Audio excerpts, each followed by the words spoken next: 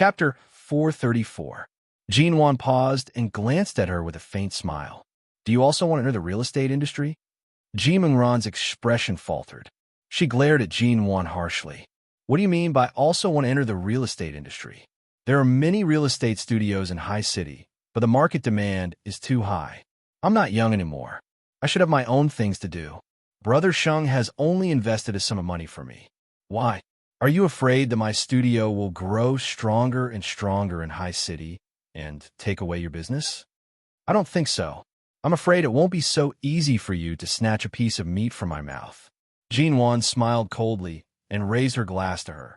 After all, we used to be sisters who grew up together. Since you are so confident that you want to try your luck in this industry, why don't I propose a toast to you first and wish you success in?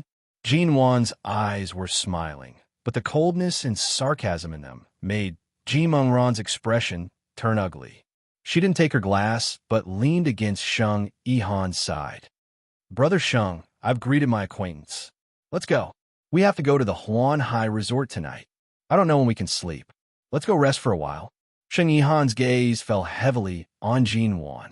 Jinwan could see that Sheng Yihan had changed a lot over the years. He was no longer the lonely and brave brother Sheng she used to be, nor was he as a famous orthopedic doctor in High City. He had been infected with the shrewdness and ambition of many businessmen, and he didn't restrain his ambition at all. But in front of Jinwan, he still restrained some of his emotions and said goodbye. Jinwan didn't look at him anymore. She turned and left, not even intending to say goodbye. Seeing that Sheng Yihan's gaze was still fixed on Jinwan's back as she walked away, Ji Mengran said with a smile, "We meet again. Do you still think you must have this Jinwan? Back then, you couldn't get her. Now that she's like this, I'm afraid it's even more impossible for you to get her. A woman who is too beautiful is very scary. A woman who is beautiful but has no heart is not someone anyone can resist." With that, Ji Mengran let go of his hand, but her face was still full of smiles. Did you see that? She can even meet Mo Jingshin without batting an eyelid and pass by him emotionlessly, let alone you. What could she do to you? Sheng Yihan glanced at her coldly. Take your money and do your work. Don't say things you shouldn't say in front of me. Don't forget where your life was saved. In front of me, you are not qualified to tell me what to do. Ji Mengran smiled, picked up a glass of wine on the waiter's tray, and put it to her lips, hiding the flash of hatred in her eyes. It was true that she didn't board the plane that crashed and managed to keep her life. However, due to a combination of circumstances, she was forced to flee the country and mistakenly boarded a pirate ship. In the end, she was trafficked to Africa.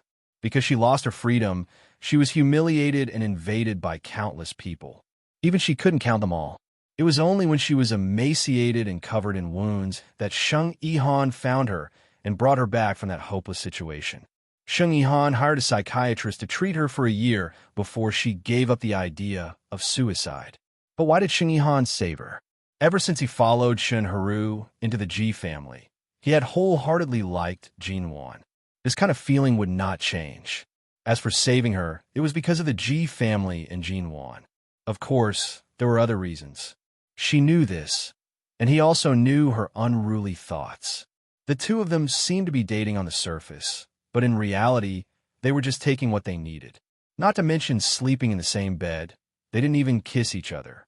Sheng Yihan found her disgusting, and she had no interest in him either. Once a person became infatuated with someone, as long as they couldn't get it, they would never forget it. Sheng Yihan treated Jinwan this way, and she treated Mo Jingshin the same way. So what if he couldn't get it? At least, Jinwan couldn't get it. Ji Mengran drank the wine with a smile and gently touched the pink diamond necklace she specially wore to match her dress today.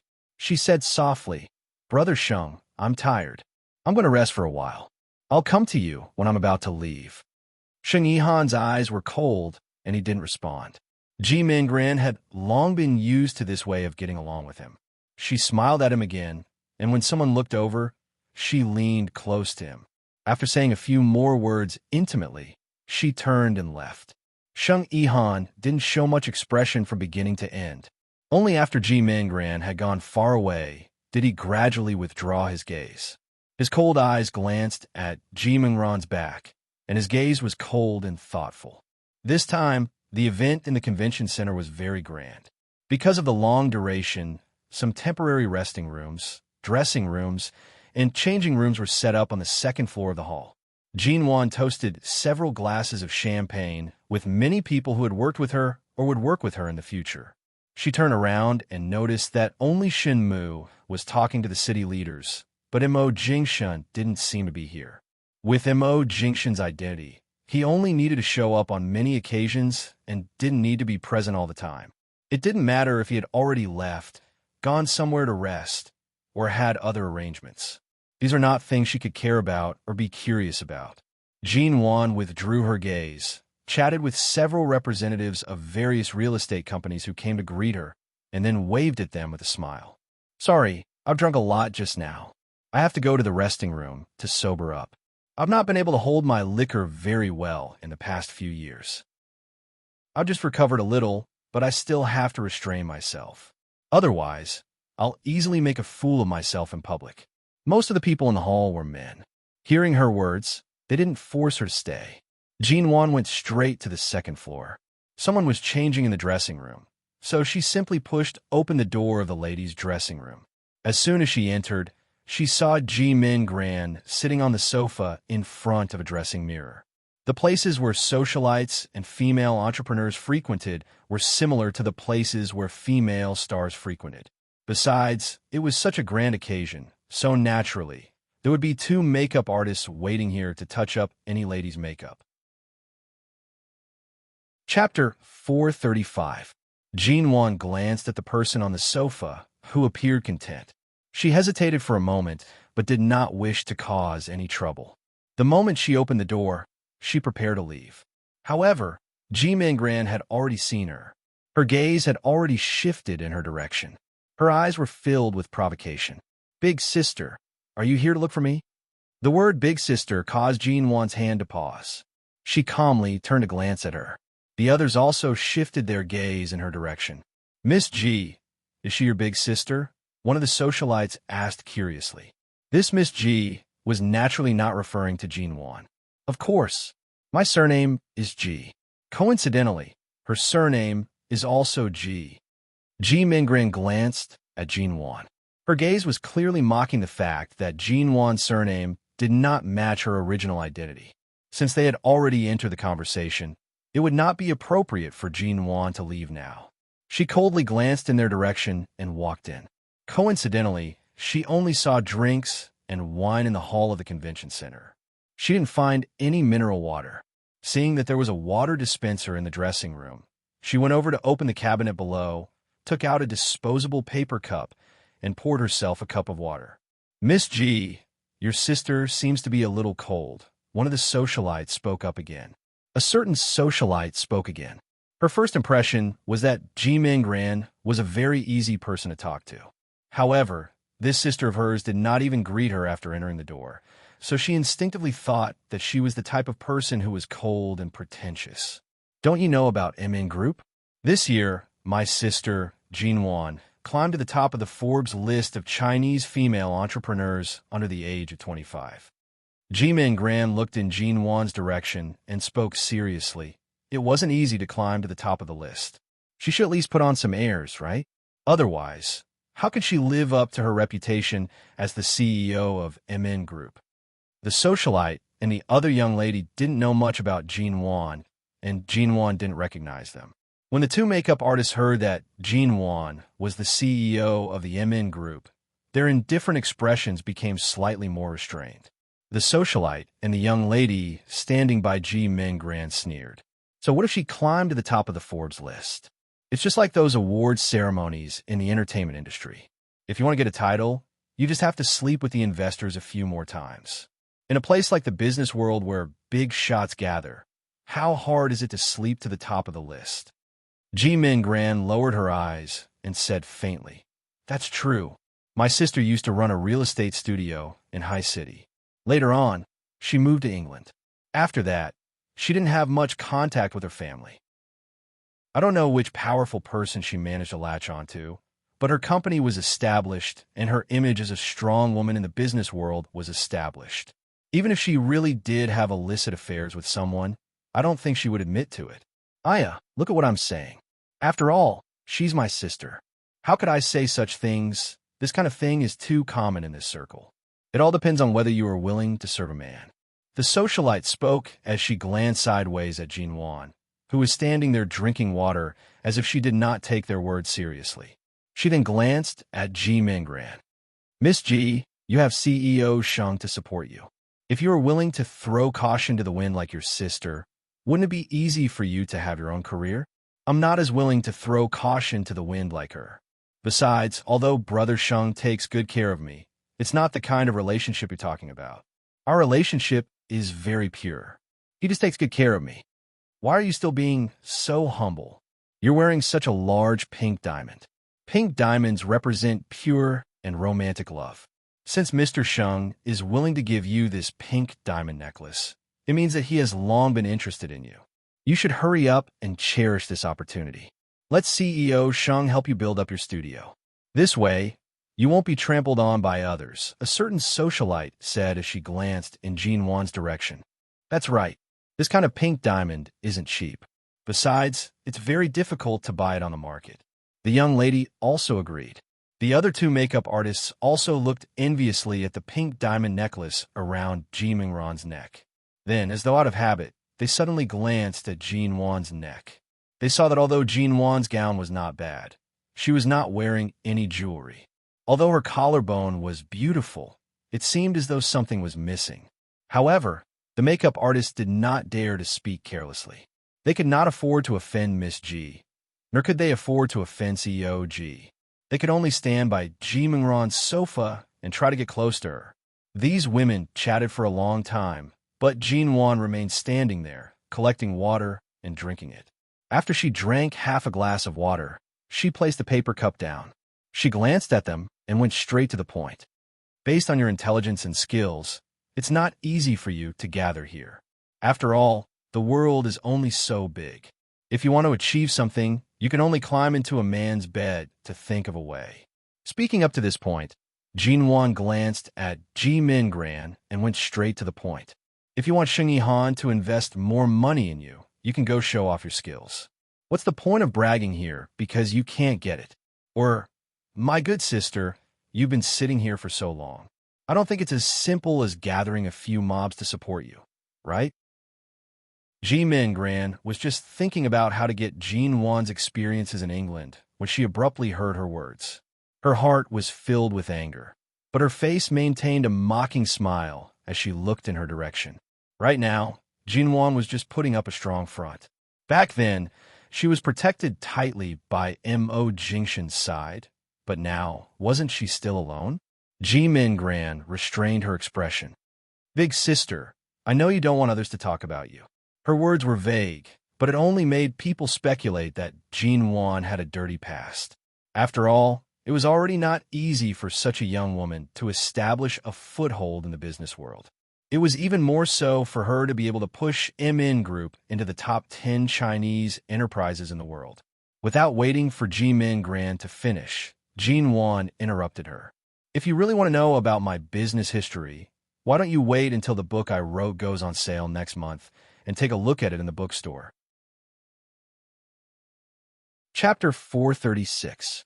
Seeing Jinwan's faint yet piercing smile, the women around the sofa were momentarily speechless. Their hearts were filled with complicated emotions. They did not expect that not only was Jinwan's path to success becoming smoother, but she had even published a book. Jinwan's indifferent and cold voice rang out once more. She curled her finger and lightly tapped on the table in front of the mirror. She went straight to the point and said, Ji Mingran, if you want to bask in this sister's glory, you have to see if you have the qualifications. You once said that I'm not related to you by blood, but now you want to use my current momentum to step on me. If you keep calling me sister, I'm afraid I won't have the fortune to lose weight. Ji Mingran raised her eyes and saw that Jinwan's eyes were smiling, but there was not the slightest hint of a smile in them. She did not expect Jinwan to publicly admit that she was not related to the Ji family by blood. She had always thought that Jinwan minded this matter. She did not expect that she would actually be so calm. Ji Mingran's heart trembled slightly. It seemed that Jinwan, who wasn't easy to deal with in the past, had developed a cold and hard heart after years of training. In the past, she might have had a lot of worldly wisdom to consider, but now, she really didn't care about anything. The people by the side were slightly surprised. They looked as though they wanted to hear more gossip. There was no such thing as true love in this socialite circle. Besides, these people had only met here today and were just chatting with each other. If they continued to dig deeper, not only would they be able to drag Jinwan down, they most likely would not have a good ending. Ji Mingran returned to her senses and did not speak anymore. She raised her hand and slowly played with her hair, softly saying, "Help me redo my hair. I'll be changing out of my gown in a while. I have to go to the resort later. I don't think there will be any makeup artists with me. It won't be easy to remove my hair." The two young ladies saw that Ji Mingran did not intend to speak anymore and immediately shifted their gaze to Jinwan. Ji Mingran did not deliberately nitpick, and Jinwan did not say anything more. When Ji Mingran sat in front of the makeup mirror, Jinwan calmly sat on the other side. "Aren't there two makeup artists? I'll have to trouble one of you to help me rearrange my hair." "Thank you." Jinwan's tone was mild and calm. The two makeup artists looked at each other, and one of them, who could tell whose aura was stronger, immediately came to Jinwan's side. She raised her hand and helped her remove the small hairpin hidden in her hairstyle, asking, "CEO G, what do you want to do? Let's comb out the style and make it look simple." "All right." Ji Mingran saw that Jinwan was not affected by this place at all and could even calmly ask the makeup artist to do her hair as though no one else was around. Ji Mingran glanced at her in the mirror. Jinwan did not look at her. She closed her eyes and rested. Each of them was a mirror. Although neither of them spoke, anyone with a discerning eye could tell that Ji Mingran was more or less indignant. On the other hand, Jinwan was unperturbed despite the wind blowing in her face. Women naturally like to be hostile to women who stood too tall or were much prettier than them. Moreover, they were better at starting fights. They could see other people fighting openly and covertly, and they could also casually join the fun from the side. The two young ladies by the side did not rush to fix their hair. They only touched up their lipstick in front of the mirror and casually said, "Miss G, the pink diamond you're wearing is the one that was sold for 88 million yuan at the Edinburgh auction at the end of last year, isn't it?" At that time, many people were guessing who this pink diamond would end up in. "I didn't expect it to be worn by you today. I'm so envious."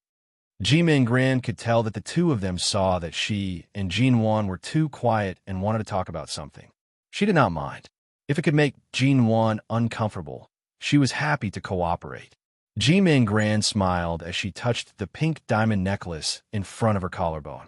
"It's just a small diamond. You've already brought it up so many times. Even I feel embarrassed hearing it. In the future, I won't dare to wear it so casually.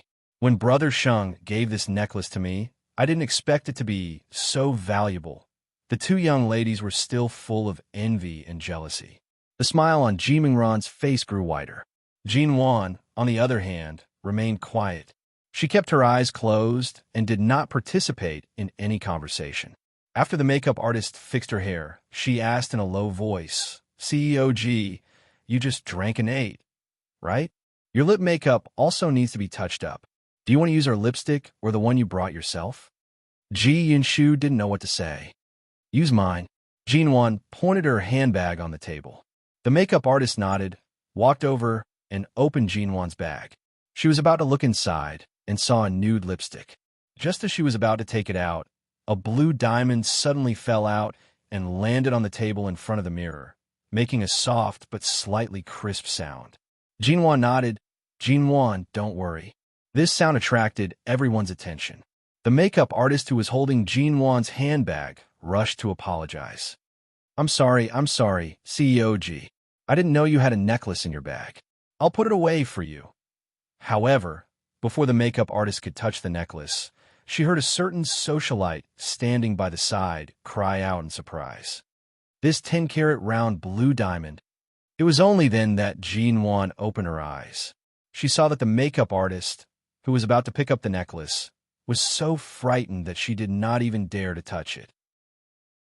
The blue diamond placed in the middle of the platinum necklace was shining brightly under the light of the mirror. "CEOG, I'm sorry. The makeup artist apologized profusely. "It's all right. Did you find a lipstick?" Jinwan asked calmly. The makeup artist nodded. "I found it. This nude one, right?" Jinwan closed her eyes again. She was not in a hurry to put the necklace away, nor did she touch her bag. As though nothing had happened, she continued to wait for the makeup artist to touch up her makeup. However, the others in the dressing room were clearly not as calm as Jinwan. Chapter 437. The other socialite was also shocked and couldn't believe it. Really? Could it be fake? How could it be fake? Look at the blue diamond. It's not polished at all. It's a pure round diamond. Look at its purity. Based on our research on diamonds, we can tell it's real at a glance. She took a look at Jinwan in surprise and lowered her voice to say, "This blue diamond shocked the whole world's jewelry industry. My family is in the jewelry business. At that time, my father wanted to go abroad to observe it, but he didn't even have a chance to take a look at it before it was already owned by someone. I didn't expect it to be in her hands now." Jinwan's eyes widened in surprise as she looked at Jinwan. The two socialites lowered their voices, but in this large dressing room with only the sound of air conditioning, their voices were particularly clear. At this moment, the two makeup artists standing behind Jinwan and Ming Grand did not dare to speak carelessly. The one standing behind Jinwan's hand was still trembling because she had accidentally touched the blue diamond earlier. Jinwan knew the value of the blue diamond, but when Grandfather Mo handed it to her, she didn't expect it to be so valuable. She looked at the round diamond on the table that was emitting a light blue glow and somehow felt that she had underestimated it when she guessed it was worth hundreds of millions of yuan. This kind of FL-level diamond that could cause a sensation in the global jewelry industry was hard to come by even in 1,000 years. On the other side, Jimingran's face was so bad that it couldn't be described as ugly. While no one was paying attention, she raised her hand to pull off the pink diamond necklace around her neck and threw it into her bag. Then she glanced sideways at Jinwan's blue diamond and was so angry that her teeth itched. Although she had never heard of this blue diamond, she could immediately guess how this diamond fell into Jinwan's hands from the discussion of these two high-city socialites, and the time they said this diamond would be introduced to the world. It was Mo Jingshan. It was the Mo family. Thinking of this, Ji Minggran clenched her bag even tighter. She thought she had learned enough forbearance in front of Sheng Yihan after experiencing so many things outside, but she didn't expect that in front of Jinwan, she would still be so unreconciled. As they left the dressing room, Ji Minggran deliberately walked by Jinwan's side. When she brushed past her, she deliberately whispered, "You have such a valuable diamond in your bag, but you don't wear it. It seems like you're too embarrassed to show it off. After all, it's a gift from your ex-husband. He's long gone, and we're strangers now. How can you wear it to show off?" Jinwan paused in her footsteps. Just as Ji Minggran thought that she had successfully touched her heart, Jinwan blinked, her gaze full of smiles. "If you have the time to worry about me, why don't you check the origin of your pink diamond? The pink diamond that was auctioned off in Edinburgh was once an investor of mine and a gift from my teacher. It's just that a diamond with a girlish heart doesn't really suit me. I've never worn it before. Later, with my mentor's approval, I sent this pink diamond to Edinburgh for auction in the name of charity. I didn't care about what happened afterward, but I didn't expect that it would be bought by Sheng Yihan and given to you." Jimingran's expression didn't change, but her heart pounded fiercely. Jinwan withdrew her gaze from her and smiled. "I don't really like wearing jewelry, but it's inevitable that I'm a little impulsive when it comes to diamonds. Women always have a few diamonds they like, but the one you took out to show off is the one I don't like. This pink diamond was sent to Edinburgh in the name of MN Group's donation to the International Group of Children with Heart Disease. In fact, when my mentor gave it to me, it was only worth more than 10 million yuan. I didn't expect it to be auctioned off for 88 million yuan. It seems that I should thank you and Sheng Ihan for your generous donation on behalf of those international children with heart disease. Seeing that Ji Mingran's face was about to turn green, Jean Wan smiled again, casually flipped her hair, and turned to go downstairs with a free and easy smile. At this time, the two socialites in the dressing room coughed lightly as they walked past Ji Mingran. Because Ji Mingran stood motionless in front of the door like a statue, one of the socialites said in a low voice, "Excuse me, Miss Ji. Please excuse me." Ji Mingran paused, turned her eyes sharply, and met the socialite's half-sympathetic and half-smiling eyes. The socialite looked at her fearlessly, then took the hand of the other socialite next to her and walked away with a faint smile. The two makeup artists in the dressing room were busy packing up and preparing to get off work, not daring to look at the door. Fortunately, they didn't say too much like the two socialites who deliberately stirred up trouble. No one was a fool. After all, Jean Wan was the CEO of MN Group. Even if they weren't familiar with Jean Wan, they knew the status of MN Group in the Chinese business world. Ji Mingran didn't have the awareness of smashing an egg against a rock if she wanted to show off in front of the CEO of MN Group. When Jean Wan went downstairs, she was going to leave when the event in the convention center was over. However, the organizer, the director, and the provincial leaders directly invited the distinguished guests to stay at the seaside resort for 2 nights, and there were already dozens of cars waiting outside. Everyone was here, and it seemed that no one wanted to leave, so Jean Wan didn't want to leave alone, so she got in the car with him. This so-called seaside resort was actually an outdoor entertainment venue specially prepared for the rich. It was a huge resort that stretched as far as the eye could see, so it must have invested a lot of money. The ground was covered with green lawns, and it was said that there were many fitness and entertainment venues behind the holiday villa, including huge indoor and outdoor golf courses. Everyone who came here tonight was of high status, so the accommodation here was not bad. When they arrived, it was already past 11 o'clock at night. There were no other activities at this time, so they just needed to go back to their rooms to rest. Jean Wan took the room card that had been arranged and went straight to her room. After opening the door, she checked the security facilities here before entering. Before she closed the door, she heard 2 CEOs of a certain company walking and talking in the corridor, and they seemed to be talking about Shine Group. Chapter 438. Mo Jingshun would come. As soon as this thought appeared in her mind, Jean Wan closed the door. However, the soundproofing of this room was not very good. The leaders of the city said that they could give more feedback to the higher-ups after staying here. It seemed that they needed to reflect on the soundproofing problem, because the conversations about Mo Jingshun outside kept coming into her ears from time to time.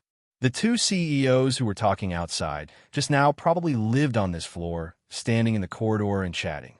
For example, they talked about how they could deepen their cooperation with Shine Group and how they could have more suitable contact with CEO Mo without being too awkward.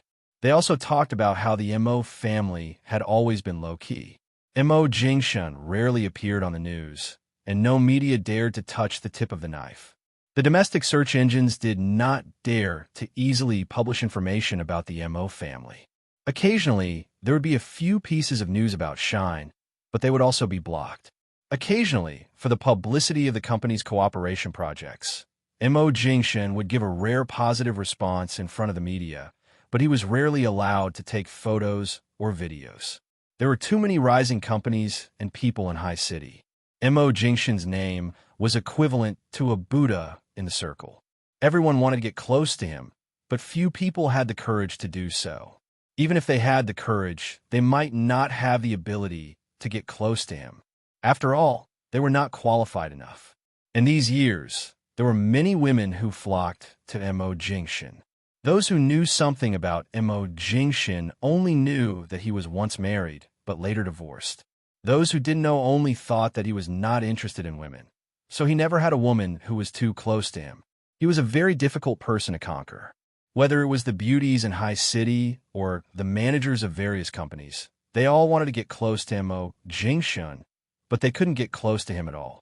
Jean Wan picked her ears inside the door and felt that it was really necessary to give feedback on this soundproofing problem tomorrow. The people outside were still chatting. From time to time, the CEOs of other companies passing by would say hello, and from time to time, there would be laughter and polite conversations. Jean Wan went to the bathroom to take a shower and changed into a loose and light white t-shirt.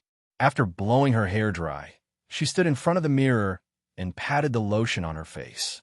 Her fingers caressed her smooth skin, and she recalled that when she was in England, Mr. Zand had once told her that beauty was a woman's best weapon.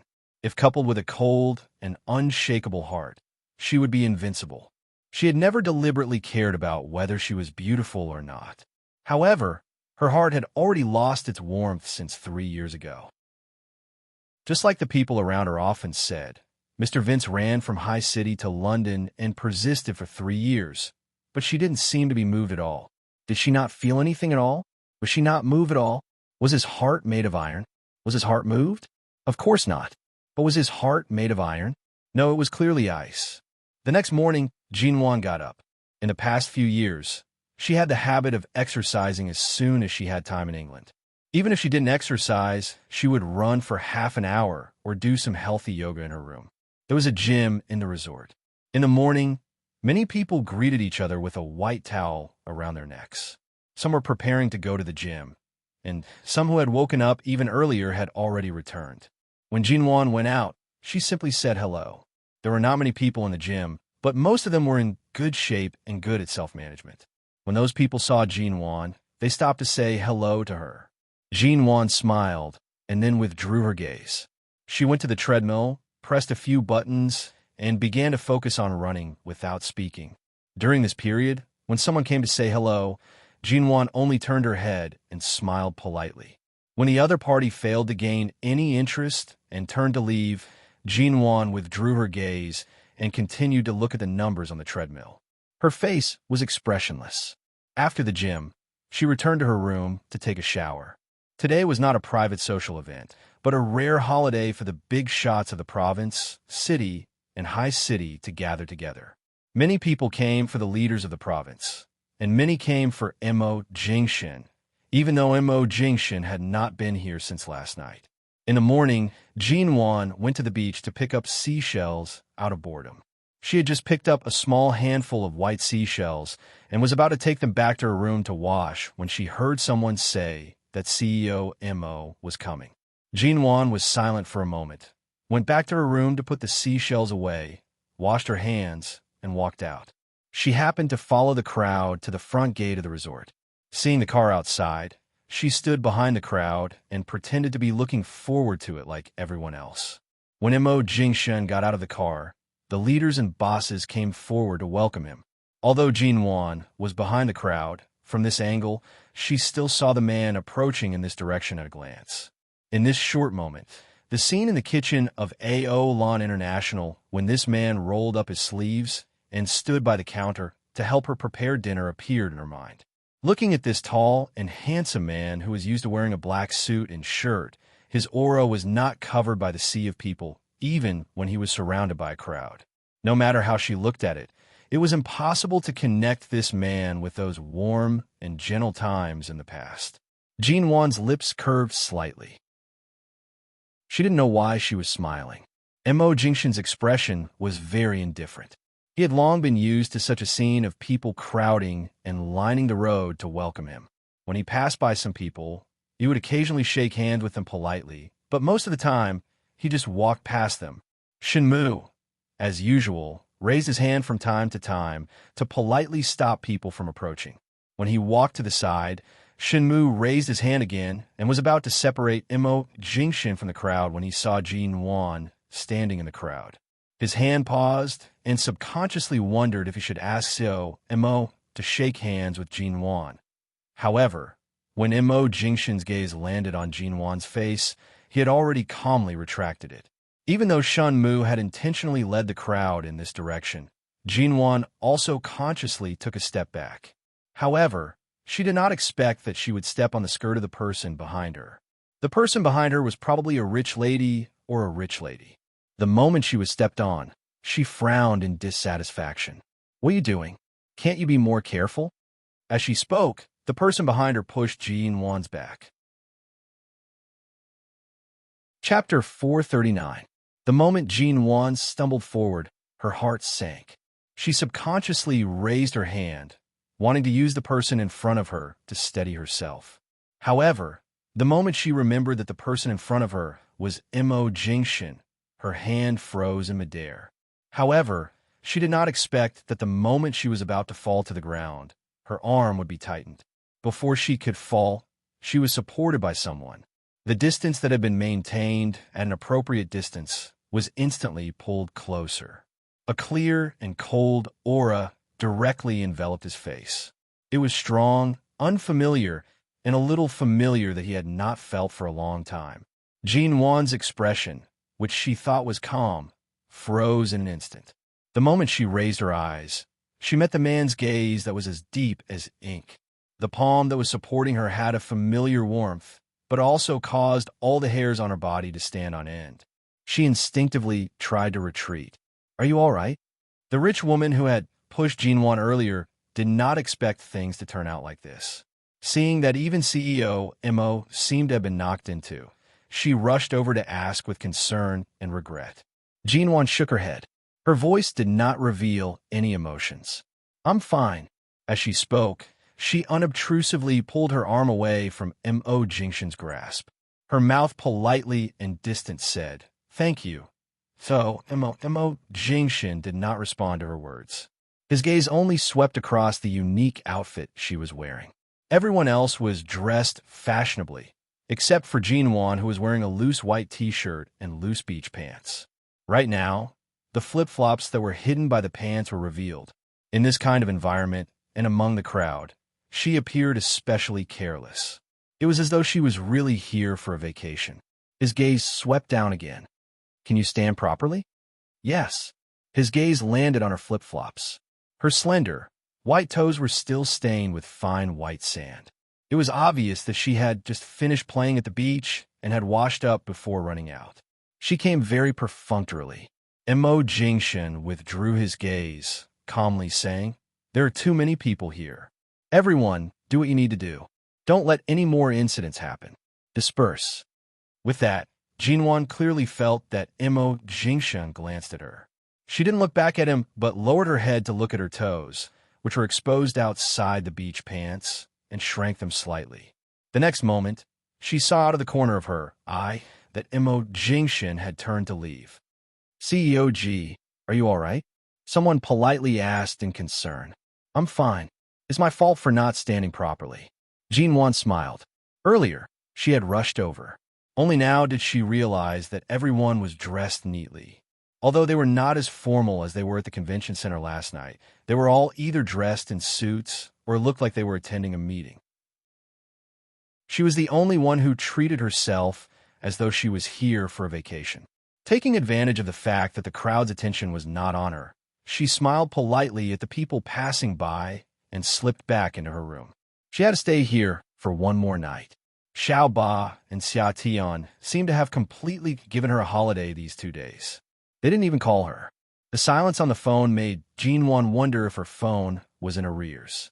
The morning passed with many leaders and colleagues getting to know each other better and exchanging greetings. The atmosphere was very good. Afternoon, everyone began to enter the vacation mode. One of MN Group's partners, who had been working with MN Group for 2 years, found Jean Wan on the beach and said with a smile, "CEO G, you're really on vacation.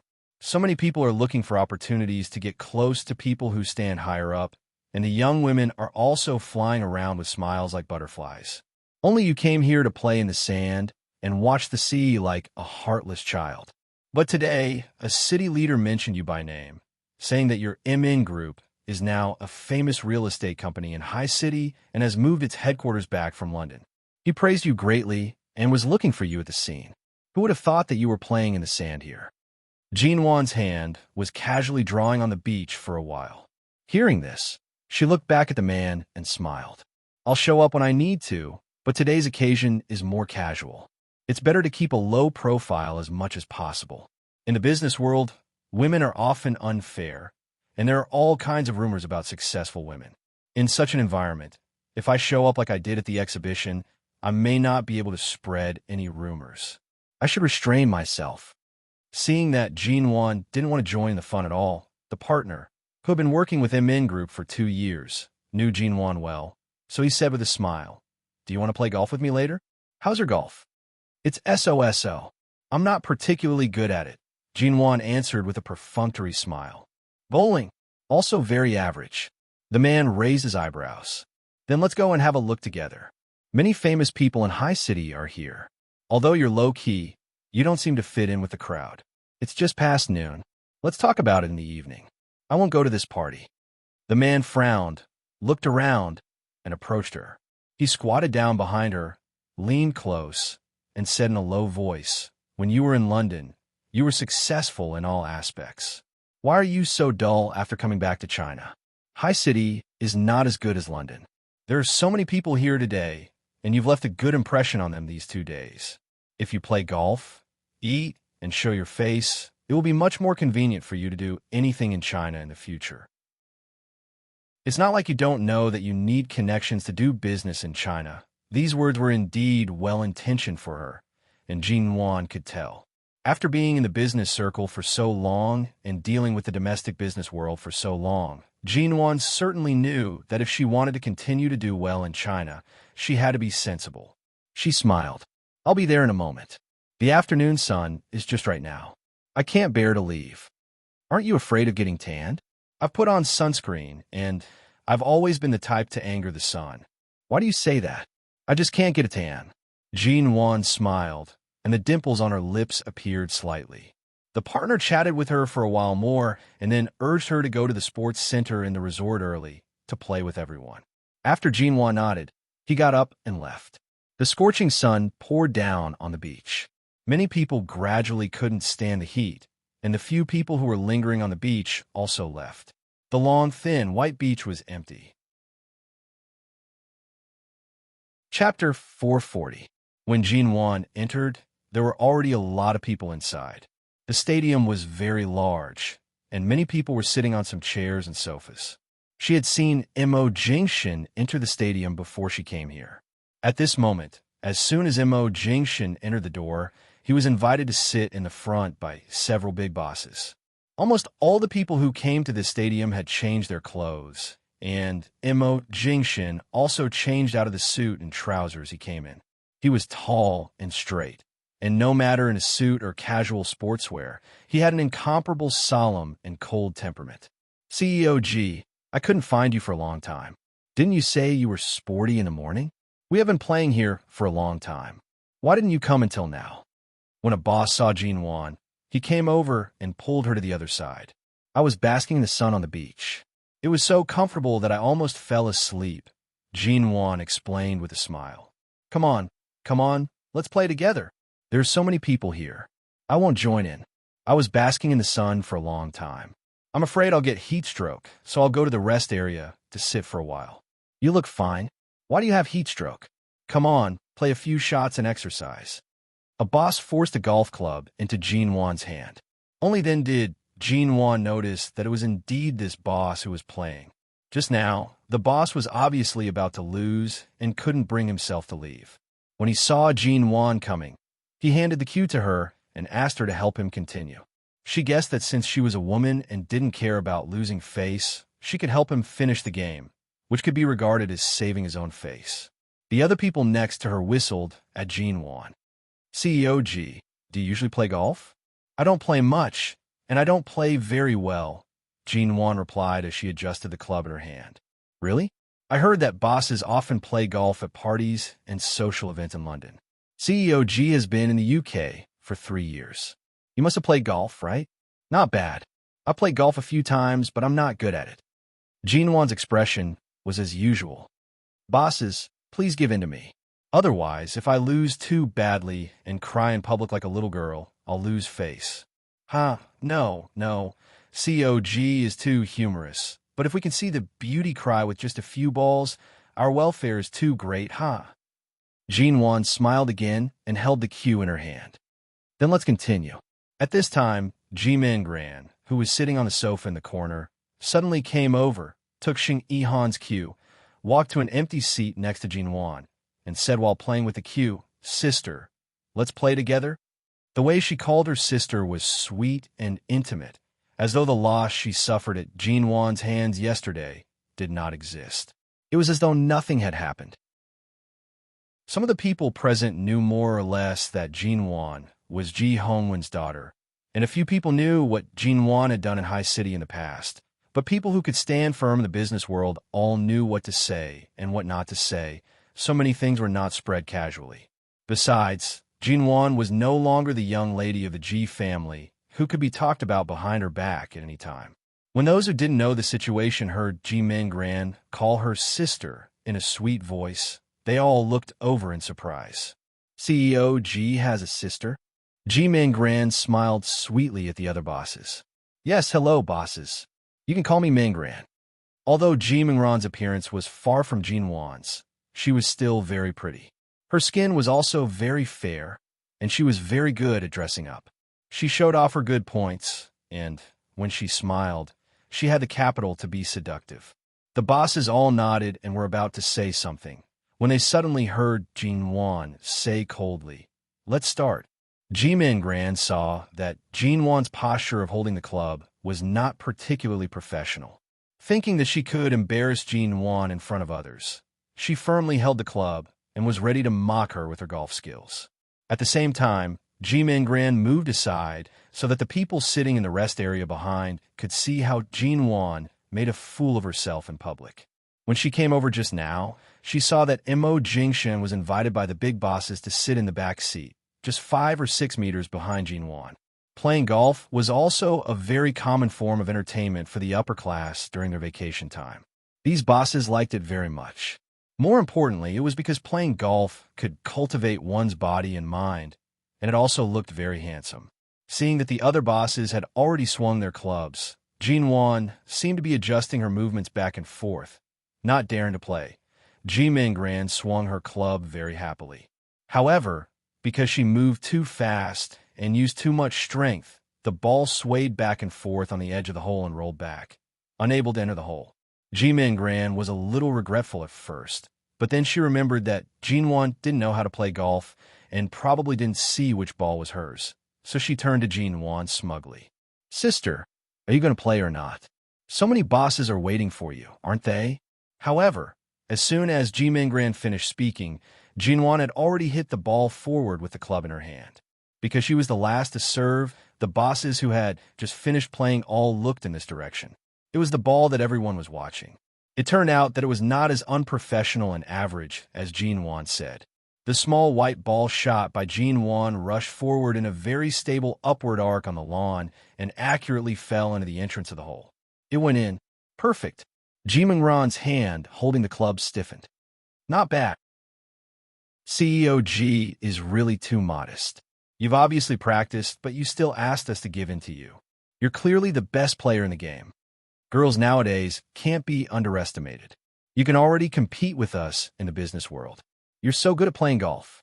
CEO G, you must have played a lot of golf in London. You're really good. Jin Wan just smiled at these words. The so-called PK was to defeat the players one by one, judging the stability, speed, and other aspects of the ball to determine the winner among so many people. Chapter 441. This time, Ji Mingran didn't want to be outdone by Jin Wan again. Her serious and professional movements made people feel that maybe she could win. Although Jin Wan's performance just now was really amazing, it was probably more of a coincidence and luck. This time, Jin Wan and the other presidents served at the same time and didn't wait for the last one. Seeing that everyone was serving, Ji Mingran hurriedly followed suit. This time, the ball finally entered the hole after swaying in a circle. She was feeling proud of herself when she saw that Jin Wan's ball was still the same as before. It fell into the hole steadily and didn't touch the lawn at all. Another round of applause.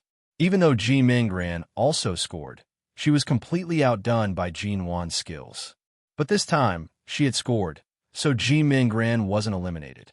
She stood in her position again and tried to block as much of the view behind her as possible. Just now, Mo Jingshan happened to see Jin Wan's posture when she played the ball. Thinking about it, she felt very regretful and could only try her best to block it. Jin Wan really didn't understand Ji Mingran's small movements.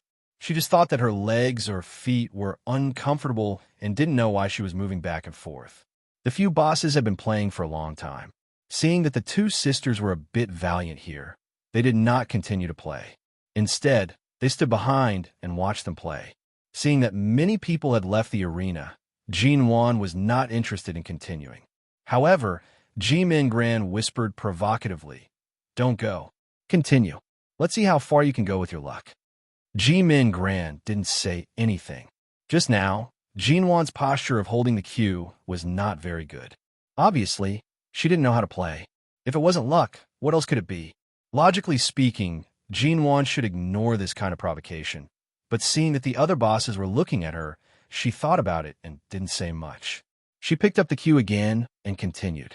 This time, Ji Mingran's ball circled around the hole twice before finally stopping on grass. It did not go in. Ji Min Gran was so angry that she almost threw the cue away, but Jean Wan put it down first, took the mineral water handed to her by a waiter of the resort behind her, unscrewed the cap, and said deadpan, "Don't be so eager to win. All the people present are leaders and big shots of major companies. As a woman, I just need to do what I should do.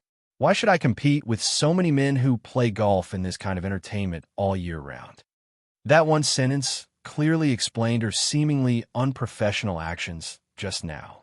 The entertainment venues in London were not as many as the ones in China. Most of the events, there are light sports. People there prefer to discuss business while playing ball. Jean Wan had indeed learned a lot from Mr. Zand over the past few years, but she had never planned to show it off.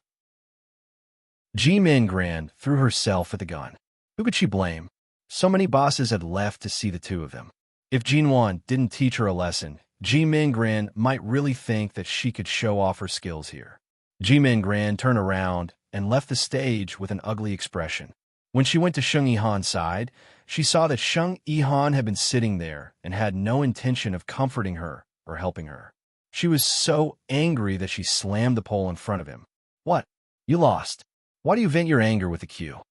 Sheng Yihan looked away from Ji Wan, who was still standing there, and turned to look at Ji Mingran's livid face. "You lost. Do you want to blame the cue for not cooperating with you? How dare you taunt me?" Ji Min Gran glared at him unhappily.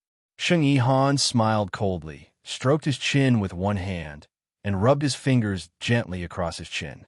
At the same time, he looked at Jean Wan, who was standing there drinking water. Jean Wan's hair was not as long as it was 3 years ago. Her shoulder-length hair was casually tied into a short ponytail, which looked simple and energetic. She was still wearing a loose beach dress, but unlike the other women present who wore colorful beach dresses that showed off their shoulders and beautiful legs, she wore a white t-shirt and loose trousers. Except for her arms and the part above her neck, all the rest of her beauty was covered by her clothes. There were many kinds of women. Jean Wan's beauty now seemed to be completely different from that of 3 years ago, or when she was a teenager. Her eyes, which were sometimes low-key and sometimes flamboyant, but not at all timid, made men have a strong desire to conquer her. But she was so far away that no one could reach her. Jean Wan put down the mineral water bottle and said a few words with a smile to the other CEOs who were praising her. At this time, a minister in the rest area poured a cup of tea for Mo Jingshan with a smile and said, "Now the business world is really not just the world of men. A young woman like CEO G is also very outstanding." Mo Jingshan calmly looked in that direction and casually picked up the teacup.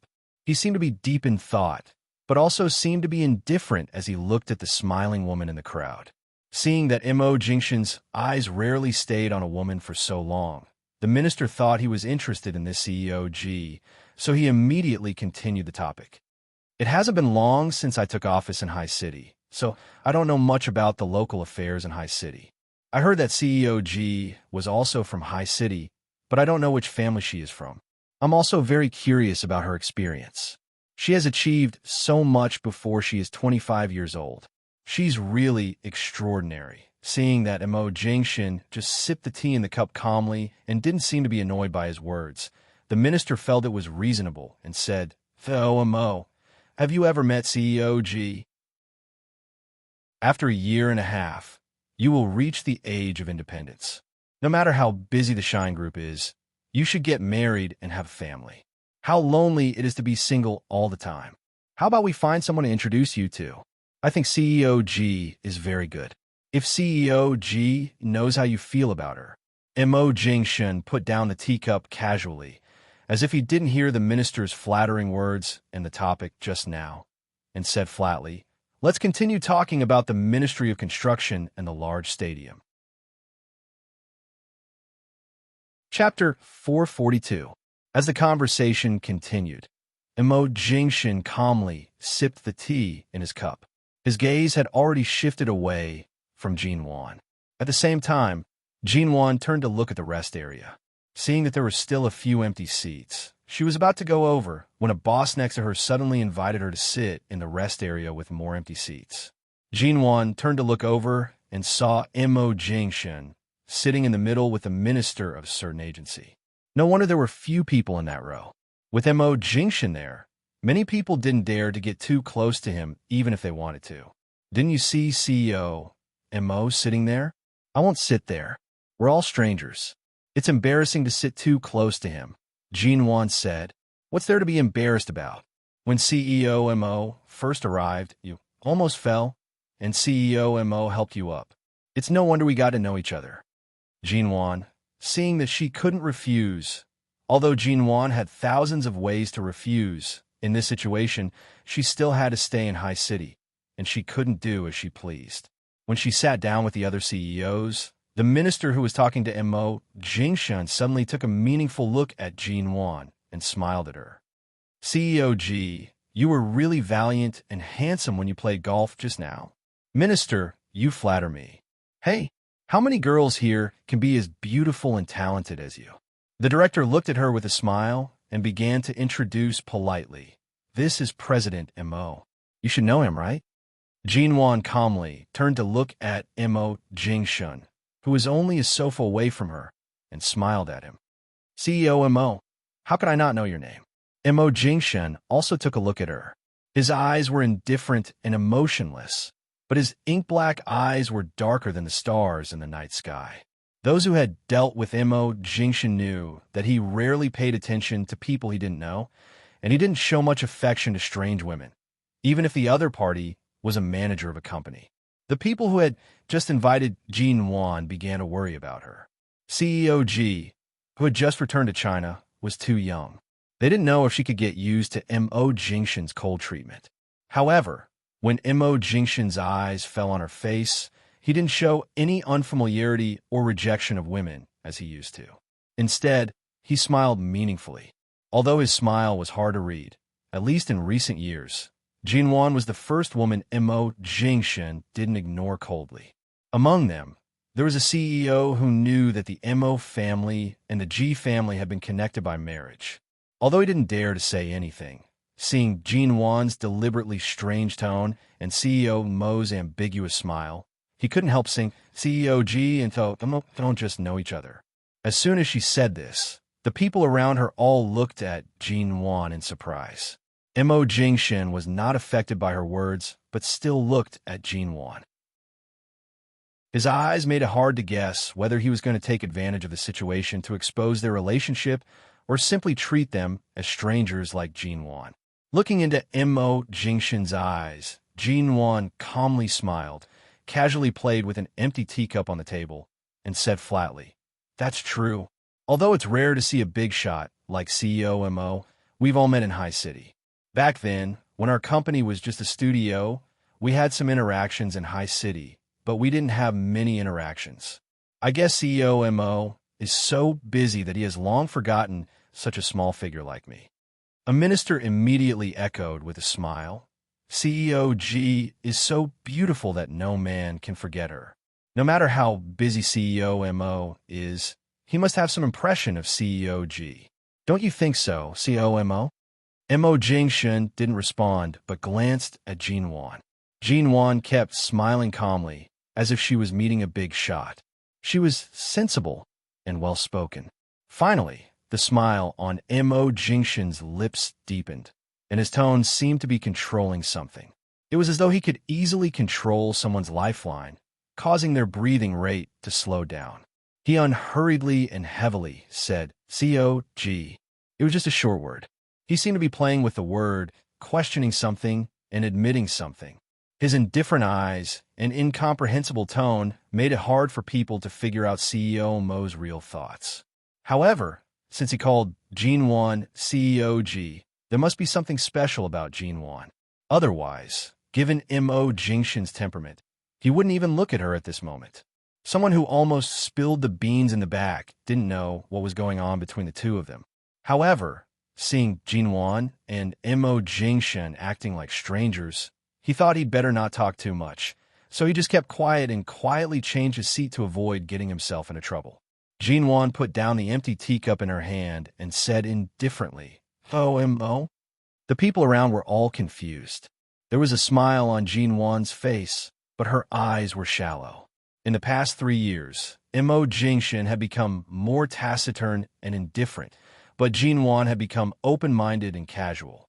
After all, before returning to High City, she had thought that High City would not be as peaceful as London, but since she had decided to come back, there was no need to be afraid. Just like now, whether the past was to be uncovered or hidden, at worst, she would just bury it. No matter what happened, she would accept it calmly. Mo Jingshin looked at her indifferent and even smiling eyes, and after a while, he said in a tone as polite and alienated as her. Obviously, he respected the path she had chosen and said flatteringly, "You play well."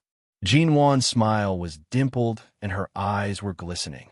Her voice seemed to contain a bit of flattery to him, but it was precisely because of this flattery that the distance between them seemed to widen. "Thank you for your praise, CEO Mo. I'm afraid my half-baked playing style is nothing in front of you." So, Mo Jingshin raised his eyebrows calmly. And at this time, someone took the opportunity to invite Mo Jingshin to play a few rounds with them. However, Mo Jingshin just sat there quietly and showed no intention of getting up. "Go ahead.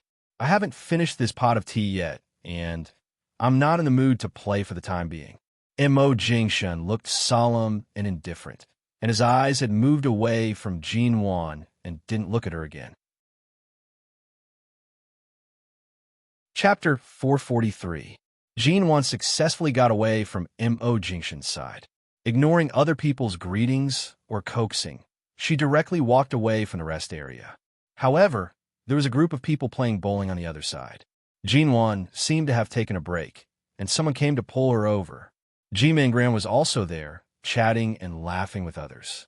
She held a bowling ball in her hand and seemed to be about to play. The person who pulled Jinwon over asked her how she was playing bowling. Jinwon still said that she was average. In the end, after playing a few rounds, Jimingran's initial arrogance and smugness turned into an ugly expression as she watched Jinwon score higher than her every time. Although Jinwon wasn't at the professional level where she could knock down all the bowling balls with a single ball, she could be considered to be the best among everyone here. She completely suppressed Jimingran's performance, which was like a complete novice's. There were a lot of entertainment in the afternoon. There was no one on the beach at this time, so everyone found a volleyball net and played beach volleyball. Jimingran refused to admit defeat and asked Jinwon to play beach volleyball with her. When someone asked Jinwon how she was playing, Jinwon smiled. Average. Hearing her response again, everyone basically didn't take it seriously. This time, there was no PK. Most of the people who went to the beach to watch the wonderful performance of the G sisters. Of course, every time a joke was on Jimingran. Jinwon didn't really show weakness at all. As a woman, she was already very successful in her career, and this year was a fruitful year. Coupled with Jinwon's beauty, many men in the same industry were on Jinwon's side. They saw that Jinwon could handle almost everything clearly, kept a low profile, and excelled in every aspect. In just one day, many men had fallen for her, and they all hoped to see more of her brilliant side. Jinwon's eyes lit up, and her eyes lit up. On the beach, it was almost evening. In the afterglow of the setting sun, Jinwon was still wearing the same clothes. She casually rubbed her wrist and looked at Jimingran, who was on the volleyball net. In order to perform well this time, Jimingran specially changed into tight sportswear for convenience. However, As soon as Ji Mingran served the ball, Jinwan easily raised her hand and slapped the ball back. Her movement was fierce and fast, not giving her any face at all. Ji Mingran jumped very high, but failed to catch the ball. In the midst of laughter and sighs, she angrily turned to pick up the ball. When she was about to serve, she slapped the ball hard in Ji Mingran's direction.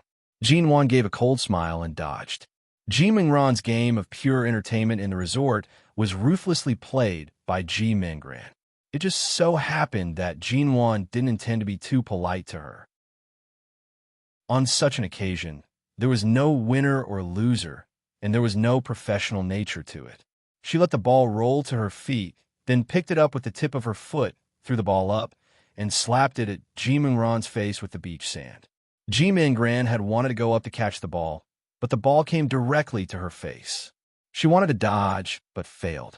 She had just shrunk her neck and turned her face away, but the ball still hit her hard on the head, and she fell to the ground in an instant. Although the volleyball hit people hard, it didn't hurt them.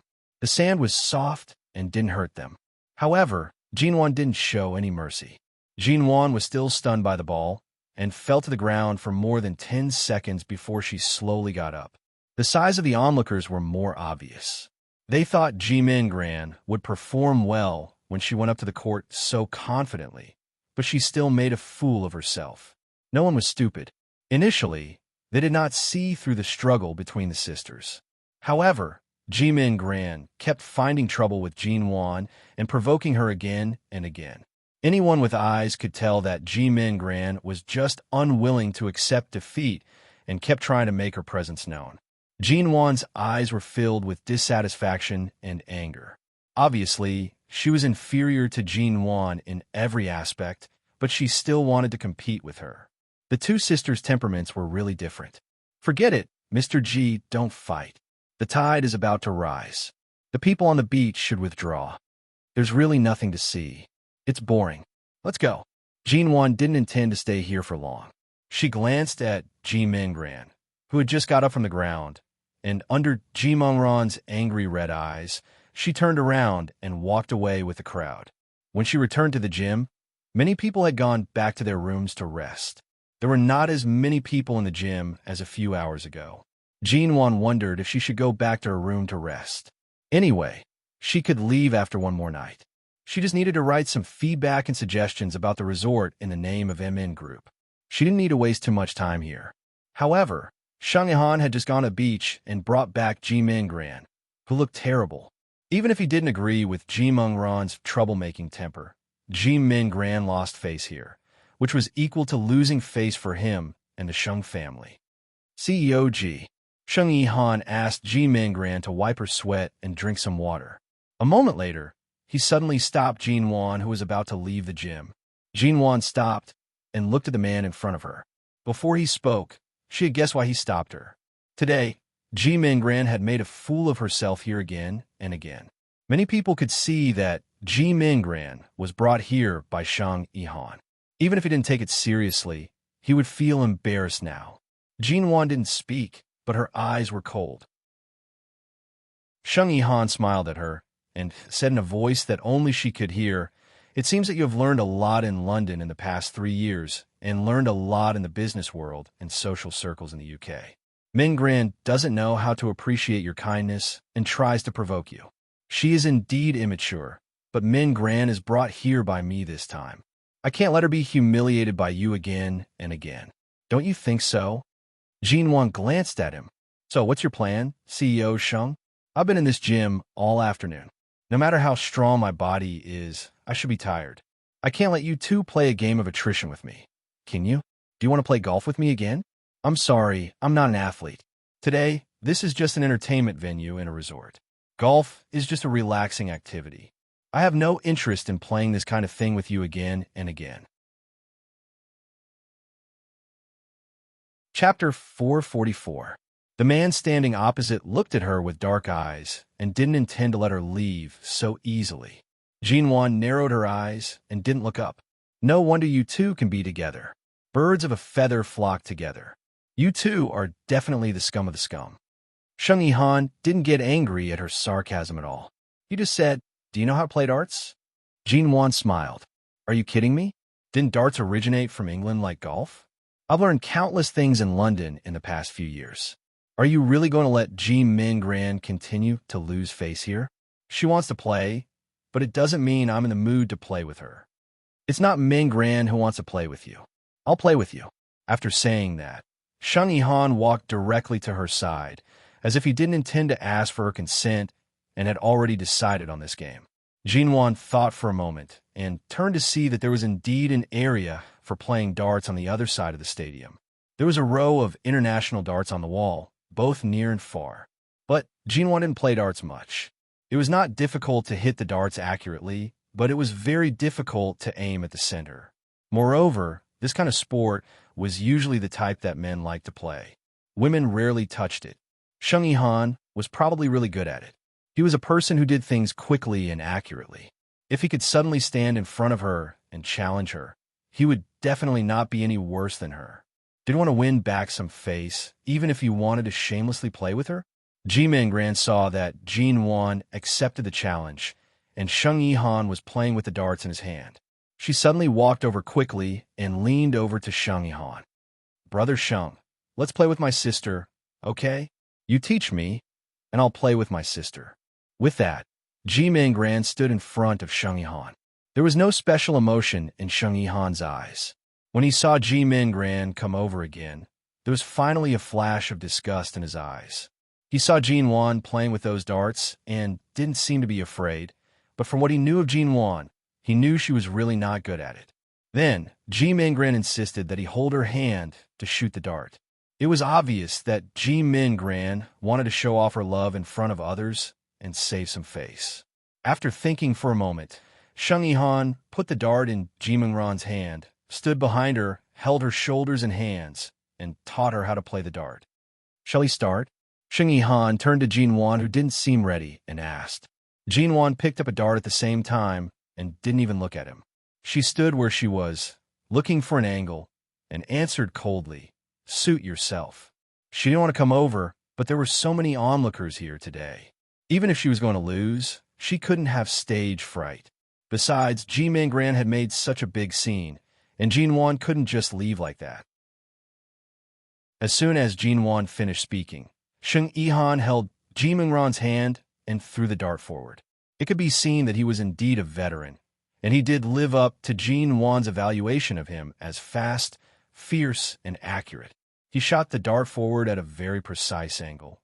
But in the end, because Ji Mingran's hand was between his hand and the dart, and because of Ji Mingran's imperfect coordination, when the dart hit the dartboard, it was still a little bit away from the center of the dartboard, which was equivalent to the position of 9 rings.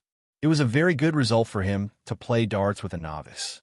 Occasionally, there were sparse applause around, but more people sighed disapprovingly. Not to mention how shrewd and cunning Sheng Yihan was in the business world. He was also a man of few words, but couldn't be easily provoked. It was rare to see him with a female companion here, and it turned out to be CEO G's sister. Ji Mingran provoked CEO G in every way, and now even Sheng Yihan, who was usually calm and collected, was supporting her sister. Many men couldn't bear to watch such a cooperation between a man and a woman, and they couldn't wait to help Jin Wan shoot this dart. This kind of event, which was not very suitable for women, was making things difficult for her. If Jin Wan showed any expression of needing help, there would definitely be men who couldn't bear to watch it and went to help her, but Jin Wan didn't look helpless, nor did she have stage fright, so the men who had seen all kinds of wonderful performances this afternoon didn't dare to go up, lest they would be redundant if she really knew how to play darts. Great! After shooting a dart, Ji Mingran leaned in Sheng Yihan's arms excitedly. "Brother Sheng, can we shoot the middle ring?" Sheng Yihan didn't look at her, but turned to look at Jin Wan, saying, "Let's talk about it after she shoots it."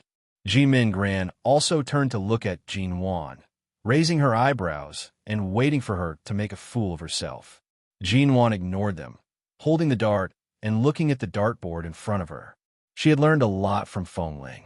Although she had only learned shooting from Feng Ling for a few hours, she didn't feel too dizzy with this kind of dartboard, but she was really not very good at shooting.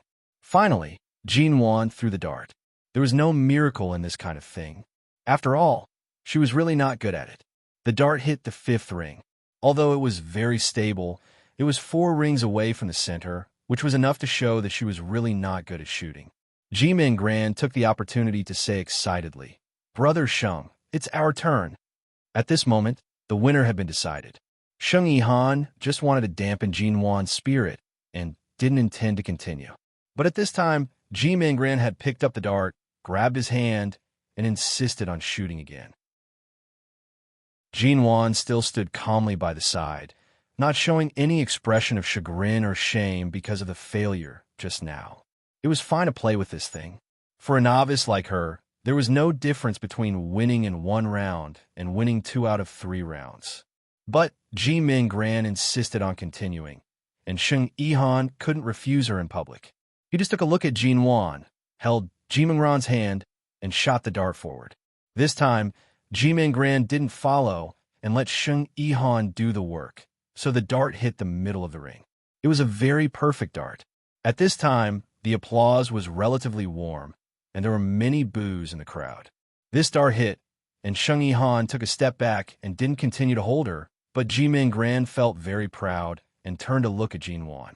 Seeing Jinwan pick up another dart, Sheng Yihan watched her movements and asked, "Do you need my help, COG?" Chapter 445. At this time, the crowd also raised their voices, most of them asking Jinwan if she needed help. Jinwan didn't answer. For some reason, the crowd behind her suddenly quietened down. At the same time, she sensed the change in Sheng Yihan and Jimin Gran's expressions. Jinwan paused. Before she could react, she suddenly sensed that someone was approaching from behind. When the person behind her approached her, he directly held her shoulders. At the same time, a familiar yet strange scent lingered around her.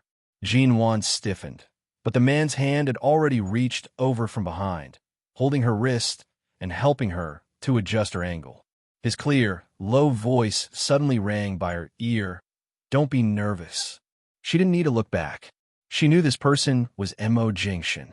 Even though 3 years seemed to be as far as the Milky Way between the two of them, as long as he got close, his scent, his aura, and his voice were enough for her to recognize who he was without even turning her head. Seeing Mo Jingshin, who had been sitting quietly in the rest area, come over and help Jinwan, Jimin Gran clenched her teeth hard and clenched the dart so hard that her fingers turned white.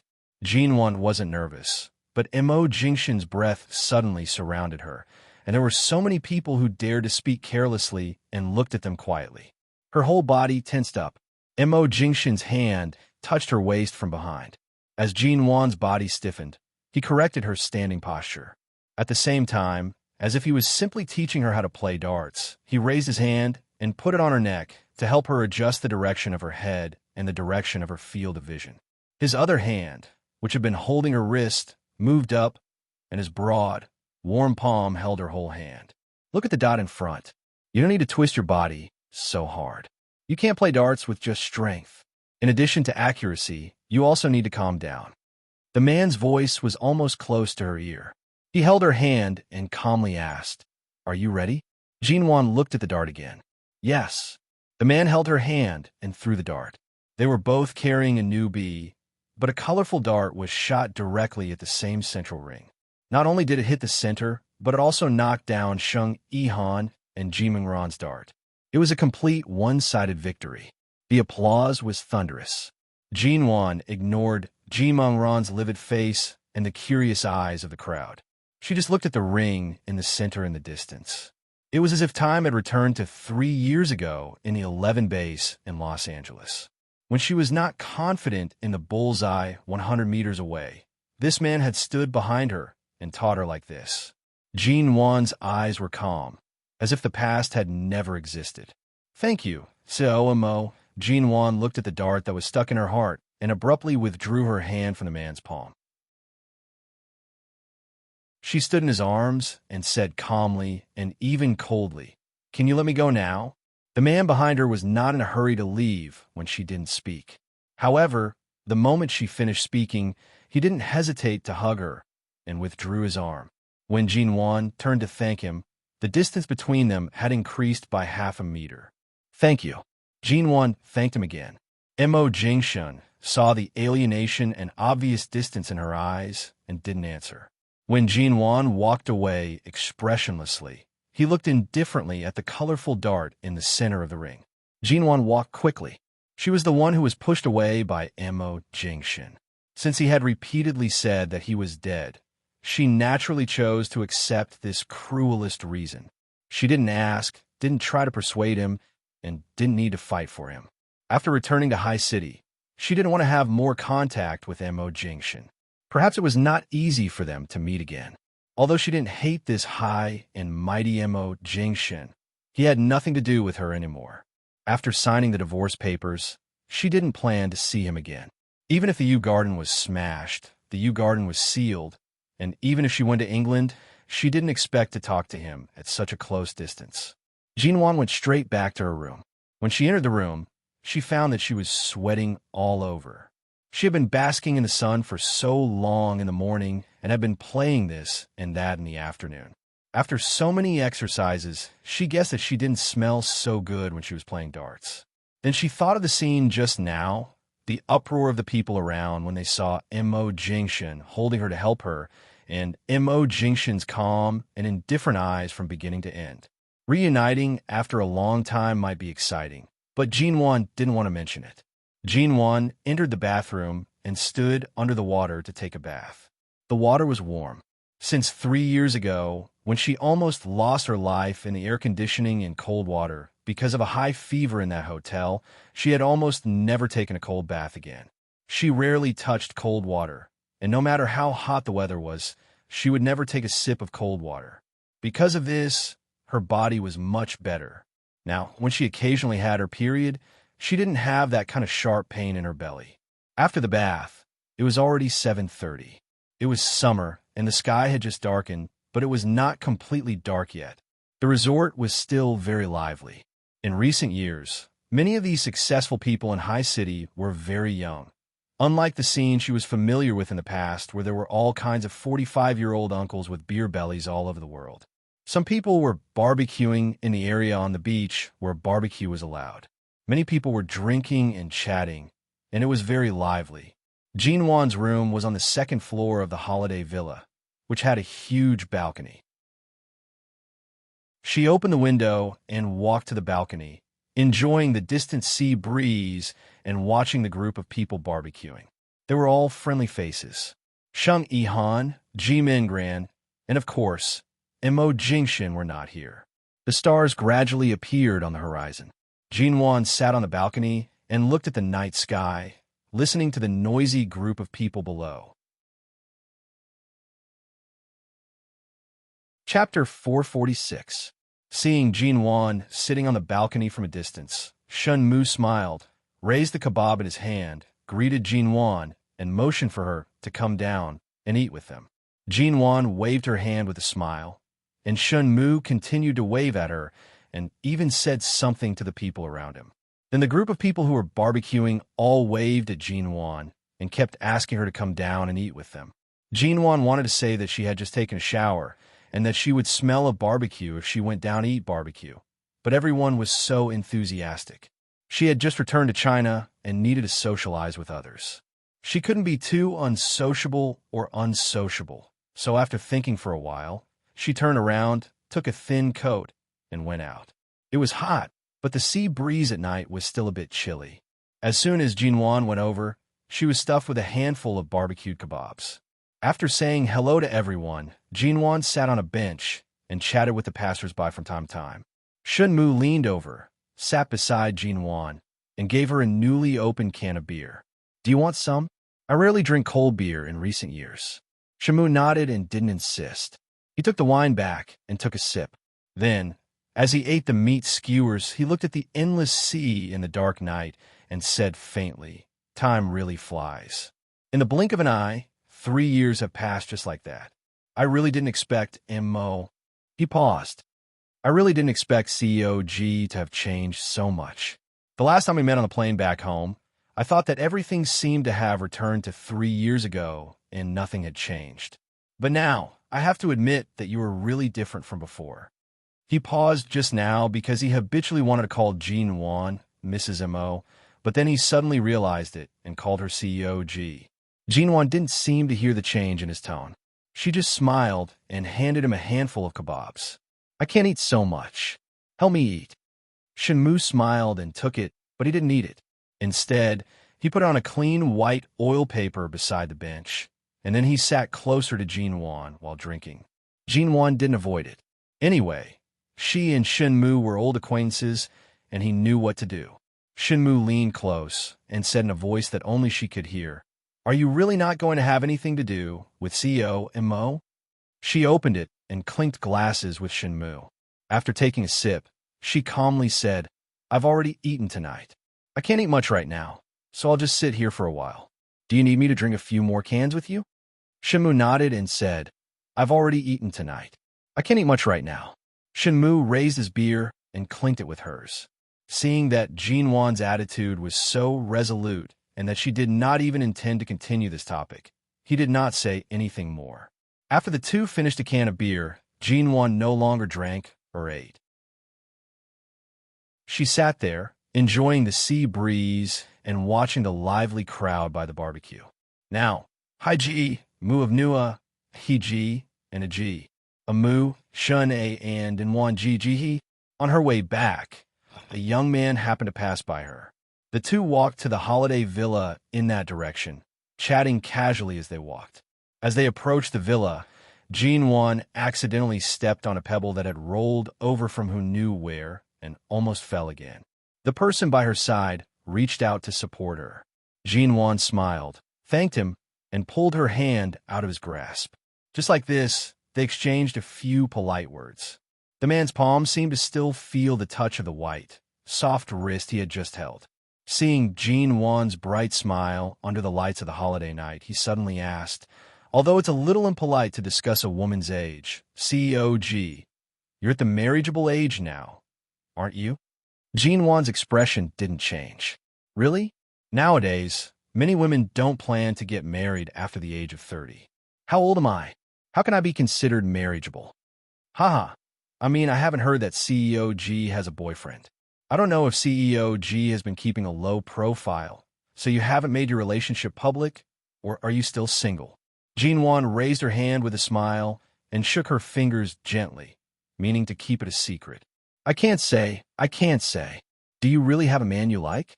Is he not in the business circle, so it's inconvenient to introduce him? Jinwon still had a mysterious smile on her face, successfully stopping the man from saying that he wanted to pursue her. Knowing that she might not be single, the man couldn't say anything more but politely and regretfully said some blessings. After sending Jinwon to the door of the villa, he said goodbye and turned to go to the nearest holiday villa. Seeing the man leave, Jinwon raised her eyebrows, took off the thin coat stained with the sea breeze, held it in her hand, and turned to walk into the villa with a relaxed look. However, as soon as she walked to the door, she saw a figure standing there. She paused, and the moment she raised her eyes, they met Mo Jingshin's gaze. She was met with a pair of dark eyes that were both familiar and strange at the same time. Jinwon froze. When she walked over, she didn't notice that Mo Jingshin was here. There were many villas in this resort, and there were many people living in each villa. She really didn't know which one Mo Jingshin lived in. After all, he didn't stay here last night. Although she saw Shanmu tonight, she instinctively thought that Mo Jingshin had left. But he was just standing there. It was obvious that he had overheard the conversation between her and the man as they walked. Jinwon paused for a moment and then came back to herself. She thought he was just passing by and happened to meet him. She nodded politely and indifferently to him, but she didn't call him CEO Mo, nor did she call him by his name. Mo Jingshin just stood there and didn't move because of her nod. Jinwon caught a glimpse of a cigarette between his fingers. Although it had been lit, he was not in a hurry to smoke. There was white smoke swirling in front of him, and the man looked at her through the smoke, his eyes clear. In Jinwon's impression, Mo Jingshin smoked, but he seldom smoked, where she had never seen him smoke after being with him for so long. She didn't expect that he would carry a cigarette with him now. Chapter 447.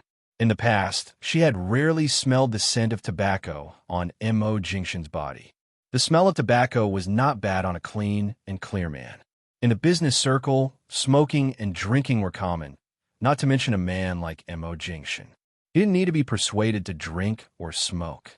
As long as he didn't want to touch, no one could force him to touch. But now he actually carried a cigarette with him.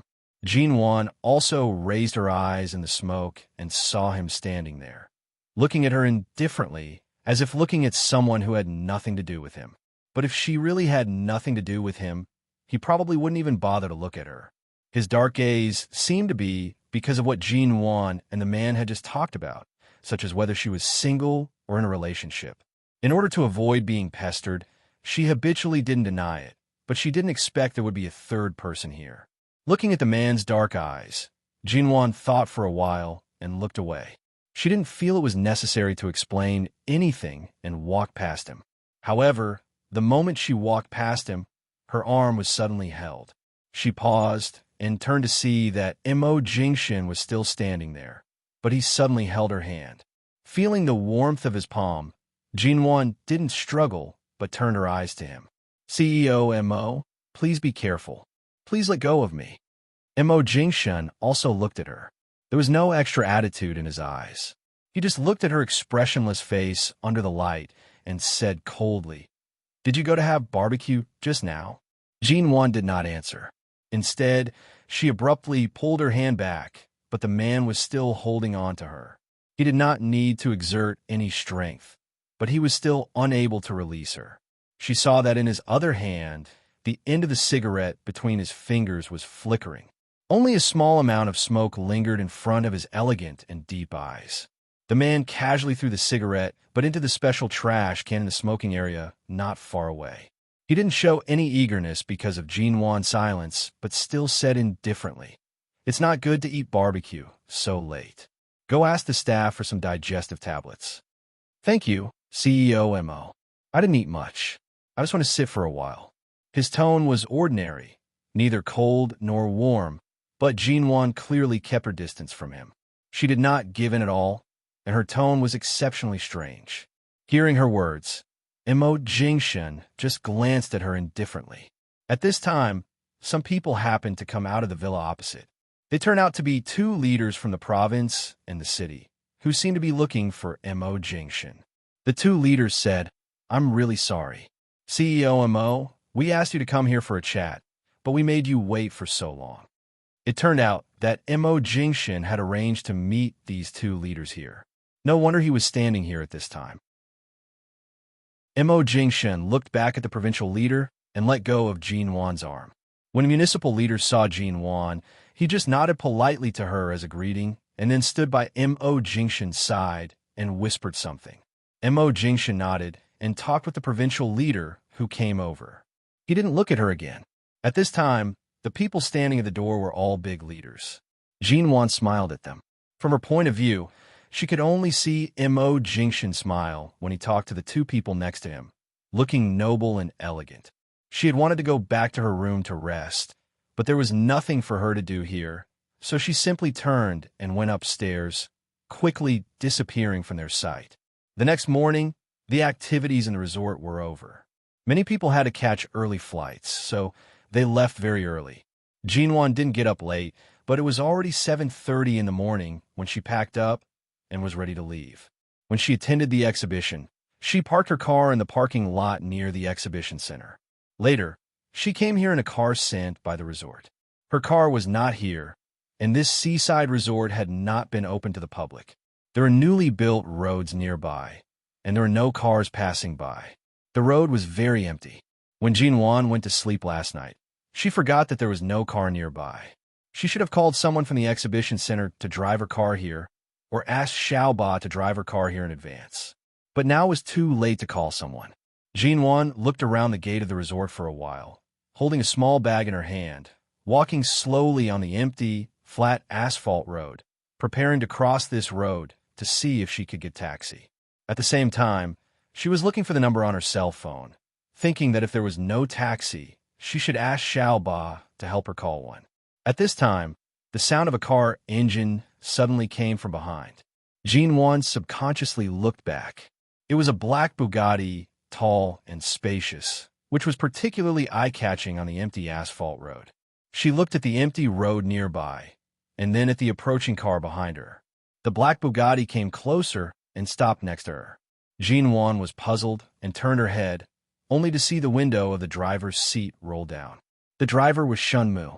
The moment she saw Shunmu, she instinctively glanced in the direction of the back door of the car. CEO G. Shunmu smiled at her. Didn't you drive here? The car is in the exhibition center. I forgot to ask someone to drive it here for me. The road in this seaside resort is newly built, and cars outside haven't been allowed to pass. It will take at least 30 or 40 minutes for you to walk to a place where you can get a taxi. The weather is so hot, and it's more than 30 degrees early in the morning. How can you walk there on foot? Won't you get heat stroke? It's all right.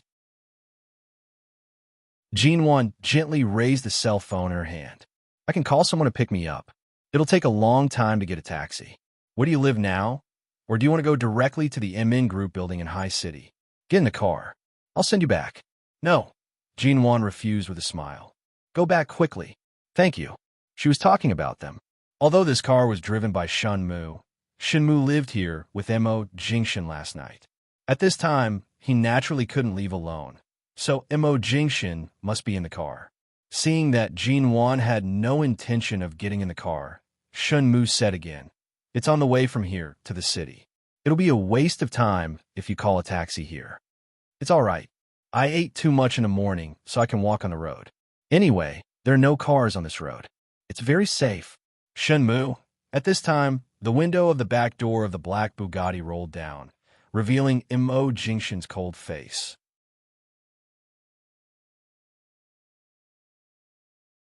Chapter 448. At 8:30 in the morning, Jinwan returned to the MN Group. She came back in Mo Jingshan's car. During the hour in the car, except for Shunmu, who asked her if she was tired walking on the asphalt road in high heels, and Jinwan answered him casually, the car was silent. When they arrived at the office building of the MN Group in the west of the city, Jinwan thanked him and got out of the car. Fearing that Xiao Ba and Xia Tian would find out whose car she had taken, she got out of the car quickly and decisively. Seeing Jinwan's speed when she entered the company, Shinmu wondered if she was being chased by a ghost. How could she walk so fast? As soon as she returned to the office, Xia Tian's voice came from outside the door, and she began to mutter, Didn't you say you would only stay in the resort for 1 day after the exhibition? Why did you stay there for 2 days? If I had known it would be so long, I would have prepared 2 more sets of clothes for you. Did you only bring 1 set of clothes? Did you hang around with those big shots in the resort for 2 days without wearing any clothes? Jinwan went to the break room to change her clothes, and when she came out, she said, A vacation is a vacation. I just chatted casually. It doesn't matter what I wear. There are beach clothes in the store, so I bought one. Xia Tian frowned. Then did you drive back by yourself? Jinwan didn't answer. She sat down at her desk to rest for a while, then raised her hand to pick up her bag and was about to take out her cell phone when her fingers touched the cold blue diamond in her bag. She remembered that when she was in the car, she almost took out the blue diamond and gave it back to Mo Jingshan. But in the end, she held back. At that time, it was quiet in the car. Mo Jingshan had been looking at the company documents in the car and didn't mean to talk to her. It seemed that he just sent her back as a favor. Although the atmosphere was too quiet, it resolved the awkwardness of being in the same closed space with him. She didn't want to break the peaceful atmosphere. Once the blue diamond started a topic, it would not be so smooth on the way back. Besides, Shinmu was in the car.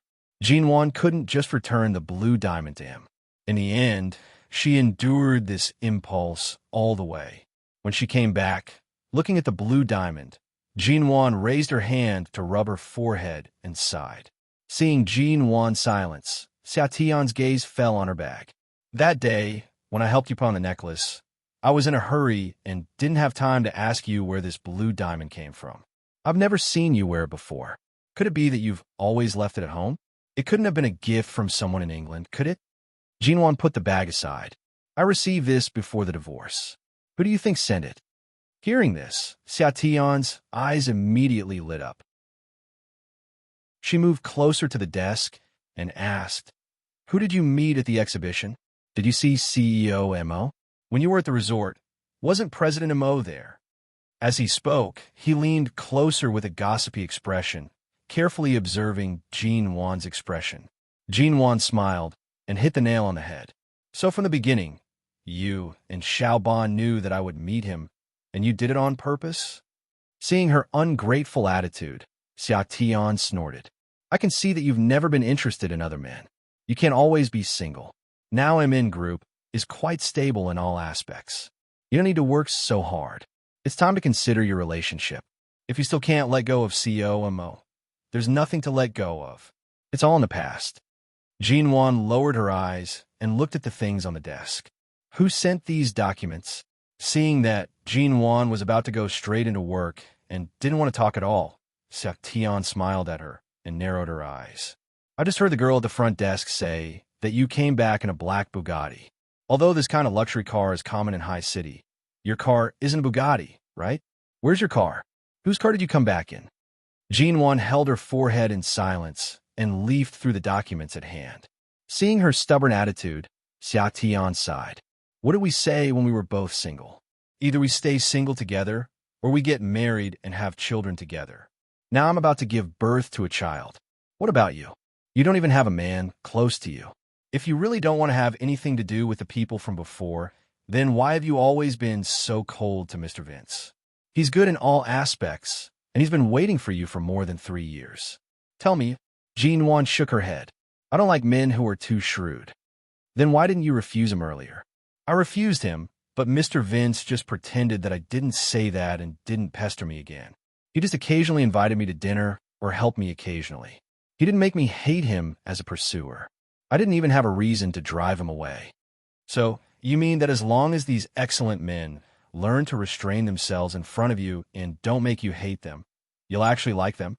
Jean Wan had never thought about this. At least, she had never considered the problem of love in recent years. "Right now, I'm not interested in men, so don't worry about it. I'll just come back to China, and you and Xiaoba are already busy playing matchmakers for me? Do you not want me to live a peaceful life?" Jean Wan rolled her eyes at Xia Tian. Xia Tian snorted. "Xiaoba said that although you've experienced brilliant things in England these years, you're obviously lacking in love. Especially in the first year, you often stared out of the window in a daze, as if you couldn't even hear people calling you. Xiaoba and I were thinking that we should get you married before the age of 25. Otherwise, it's really difficult for a career woman like you to find a suitable man with looks, money, and capital. In a few years, when you're older, it'll be even more difficult to find a man." Xia Tian's last sentence was held back in her mouth. She thought about it and didn't say it. What she wanted to add was, "Furthermore, she's divorced, and her ex-husband is someone like Mo Jingshan. Who knows who would be able to marry her?" She couldn't say this. Looking at Jean Wan's current attitude, if she said this, she would inevitably be kicked out. She wouldn't be able to enter MN Group's office building until she gave birth and finished her confinement. After all, she had worked hard for MN Group for so many years. If she angered Jean Wan overnight and was kicked out, it wouldn't be worth it. Chapter 449. Xia Tian glanced at her. "You agreed to it yourself. I didn't force you to go. Besides, it would be even better if the person was Mo Jingshan." Jean Wan didn't answer. At this time, the boss of Hung Chung came to MN Group in person, saying that he wanted to see Jean Wan. Jean Wan answered the phone and took a look at Xia Tian. "When did Hung Cheng's people come?" "They came yesterday. I didn't want to disturb your vacation, so I didn't call you." Jean Wan nodded and said no more. She closed the documents in her hand and got up. "Tell them to wait for me in the reception room. The boss of Hung Chung is still upset because of the 2 men who humiliated him last time. Yesterday, he came with his men. Are you sure you want to see him in person?" Jean Wan didn't speak and walked out of the office. When she came to the reception room, she saw the boss of Hung Chung, who was just a burly man in his 40s. He was bald and wore a big gold chain around his neck, looking like a typical nouveau riche. She had thought that the people of Hung Chung were very capable, but it turned out that they were just relying on the imposing manner of their boss. As soon as Jinwan came in, the boss of Hung Chung threatened to beat her up, but Jinwan just stood by the door calmly and looked at the boss and his men. She shook her fingers calmly, as if counting. The boss of Hung Chung stopped and glared at her, asking, "What the hell are you counting?" Jinwan said calmly, "I'm counting how long it will be before your company goes bankrupt." The boss of Hung Chung froze. He came here in person today because the government had turned against him and put pressure on his company.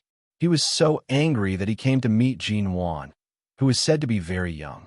However, he didn't expect that the security guard in the reception room had already begun to scuffle with them, but this slender woman was so calm that it made him feel guilty.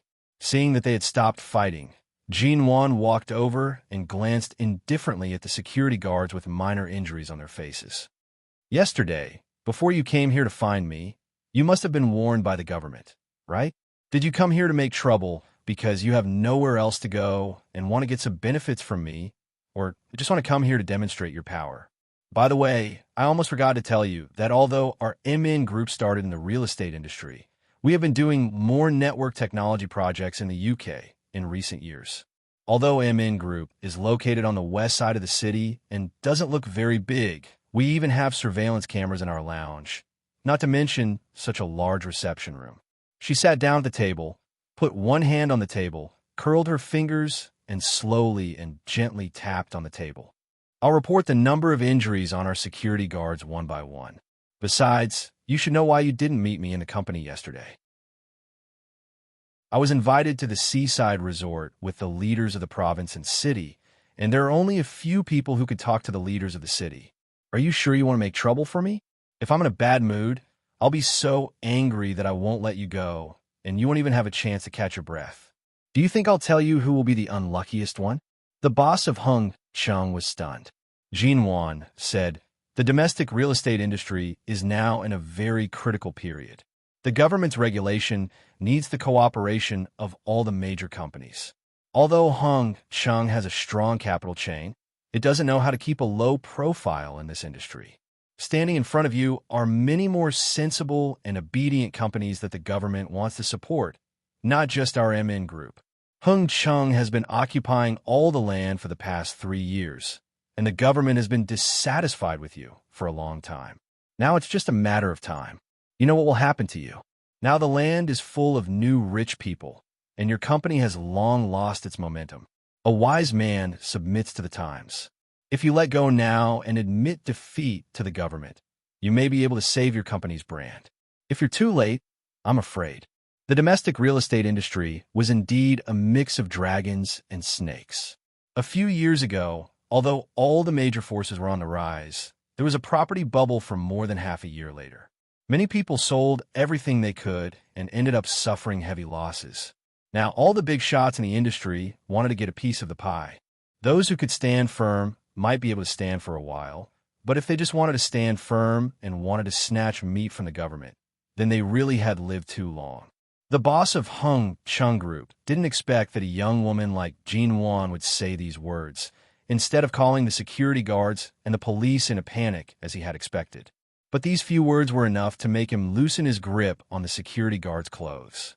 He hesitated and looked at Jinwan again, only to find that she was still sitting there coldly and indifferently, showing no intention of escaping in this messy situation. The boss of Hung Chung saw that she pushed open the door of the reception room and came in alone. Except for the security guards who came in at the beginning, she didn't bring anyone with her. She was so calm and composed, which meant that she must have talked to the leaders of the province or city. She must know some of the plans of the people above, which was why she was so confident. Thinking of this, the boss of Hung Chung glared at Jinwan again. "Little girl, you're very bold." Jinwan smiled. "I dare not. It doesn't matter whether I'm bold or not. What matters is who can see the current situation better. In this world, you can't win by playing tough. Even if you take your men to tear down my MN group today, you won't get any benefits. If you want to vent your anger, you can, but you'd better invest your money in the right places instead of going against MN Group for such a failed tender document. It's okay to go against us, But don't forget that the person behind us is the person you can't defeat. If I remember correctly, your Hung Chung group should have been invited to the exhibition I attended these 2 days, but it was canceled at the last minute. What's going on? The boss of Hung Cheng's face darkened. Obviously, he knew that he was about to be abandoned by his superiors and that he couldn't even take care of himself. Chapter 450. Xiaoba had just called the police, but before the police arrived, when she rushed to the reception room, she saw the boss of Hung Chung leave with a red face. Xiaoba looked outside the door in surprise for a while. When these people left, she hurried in, only to see Jin Wan sitting in the middle of the reception room, calm as if nothing had happened. "Boss, are you all right?" "I'm fine. Did you call the police?" "Yes, I saw you stay inside and didn't come out. I was afraid something might happen, so I called the police." Jinhua nodded. "All right, let them go to the police station to make a statement and let the higher-ups know. It's also a show of strength to them, and they won't come to Emin Group to behave atrociously in the future." Xiaoba didn't quite understand what she said, but seeing that Jinwan didn't seem to be frightened at all, she thought that Jinwan had encountered all kinds of problems in London in recent years and always handled them well. It seemed that she worried too much. 2 days later, the boss of Hung Chung went to the government to plead for leniency. Obviously, he no longer deliberately targeted Emin Group. In less than 2 days, Hung Cheng's forces in High City were disbanded. Even the boss of Hung Chung didn't dare to come out again, let alone the others. Emin Group finally calmed down. On the weekend, Jinwan didn't go to the company during the day. She cleaned the house alone, went to the supermarket to buy some food, and made a perfect lunch at home. In the afternoon, she did yoga for more than an hour. As she was finishing up on the floor, she suddenly received a phone call. She rolled on the carpet and directly rolled to the sofa. Then she sat up and picked up the phone on the coffee table. "Hello, Miss G, this is Vince." The man's voice came from the phone, accompanied by the sound of the car brakes. "I've made a reservation at the restaurant tonight. I'm free in the afternoon, so I came to pick you up." Jinwan grabbed the cell phone, got up, ran to the window, and saw that Mr. Vince's car was parked downstairs. "Didn't you say 5 o'clock in the evening? It's only 3 o'clock. Jinwan glanced at the time. "It hasn't been long since you came back. Didn't you say that you would move after a short rest? I came to see if you have anything you need to move." Mr. Vince said simply, "Can I go up and sit for a while?" From a distance, Jinwan saw the door of the car open, and Mr. Vince in his suit got out of the car, but he didn't rush into the apartment. Instead, he looked up as if to find out which apartment Jinwan was in. "Then wait a moment, I'll go down." Mr. Vince could tell that she didn't want him to go up to her apartment. He sighed with a smile. "I can't do anything to you in broad daylight, so I came to see what things you need to move, but you didn't even want me to go up. My house is in a mess. It's not convenient for me to entertain you now." Jinwan said simply and hung up the phone decisively. Mr. Vince sighed with a smile and put his phone in his pocket when she rejected him so decisively. Sure enough, 10 minutes later, Jinwan went downstairs. She had changed her clothes, and her shoulder-length hair was blown back by the wind. She looked natural and beautiful without any makeup. She looked more beautiful than many women with delicate makeup on the street. Other girls your age go out for dinner or a movie on the weekends, but you've been cooped up at home on such a nice day. You've only come downstairs now? Mr. Vince asked with a smile as he opened the car door. "No, I went to the supermarket in the morning, but I just bought some things and went home." Jinwan sat in the car and said, "The restaurant you booked can't go to until 5 o'clock in the evening. You came so early, and my house is in a mess. It's not convenient for you to go in. We can't just sit in the car and chat for 2 hours, can we?" Mr. Vince looked at her with a smile. "If you agree, I'd be happy to chat with you in such a small space for as long as you want." Jinwan glanced at him and withdrew her gaze. "Anyway, we're going to the business street tonight. I know a good coffee shop there. I used to buy coffee there when I was still running a studio. The taste is very good. Why don't we go there and have a seat?" Okay, let's go." Jinwan fastened her seatbelt. Seeing her energetic look, Mr. Vince smiled and turned the steering wheel. When the car drove out of her apartment, he asked, "Have you decided where you want to move to? Near your company in the West City District, or somewhere else with good scenery and air. I haven't had time to think about it recently. Anyway, it's enough to have a place to live for the time being. I usually take time to go back to the G family to accompany my father. As for moving, although it was in my plan, I've almost given up on it. I really don't have time to choose a house. The dozens of villas built by BGY Group in the suburbs are not bad. Shall I help you buy one with the best scenery? There's no need. The buildings your company usually builds in the city take up too much space. Most of them are built around the suburbs.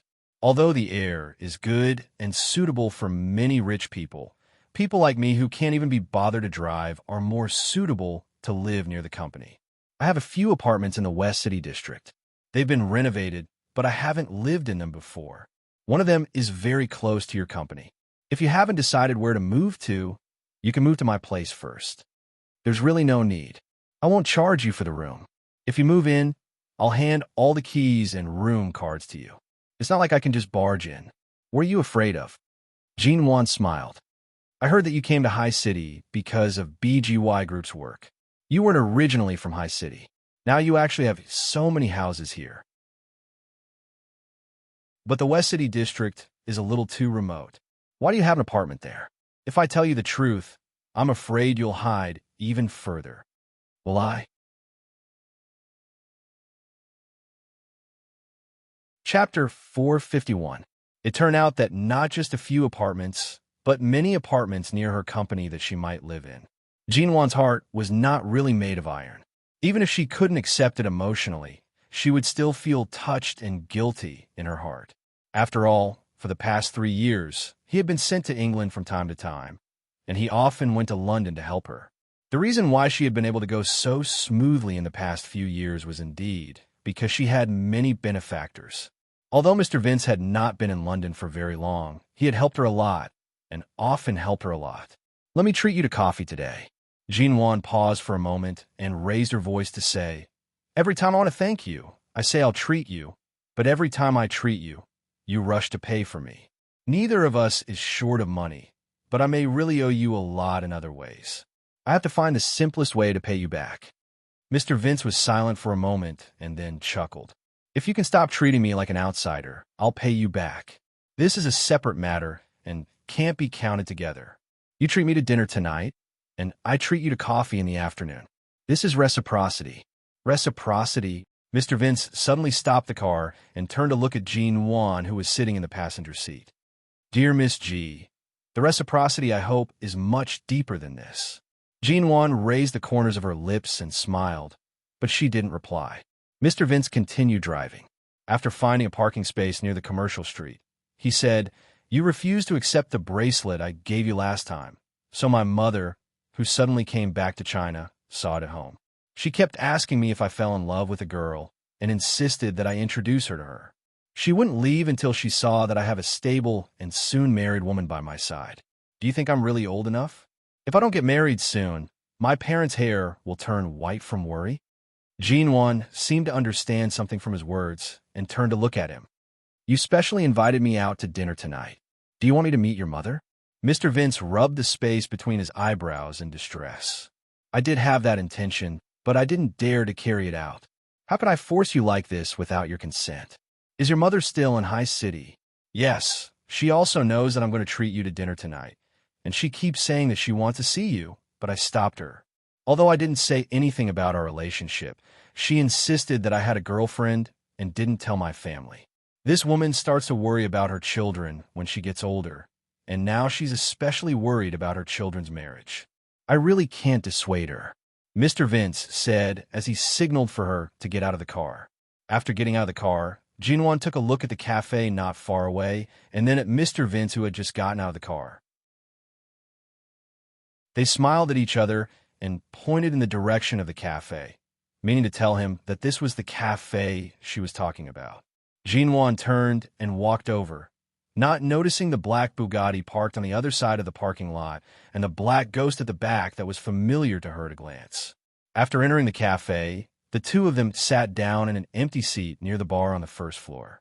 Jean Wan asked for an Americano, and Mr. Vince asked for the same as hers.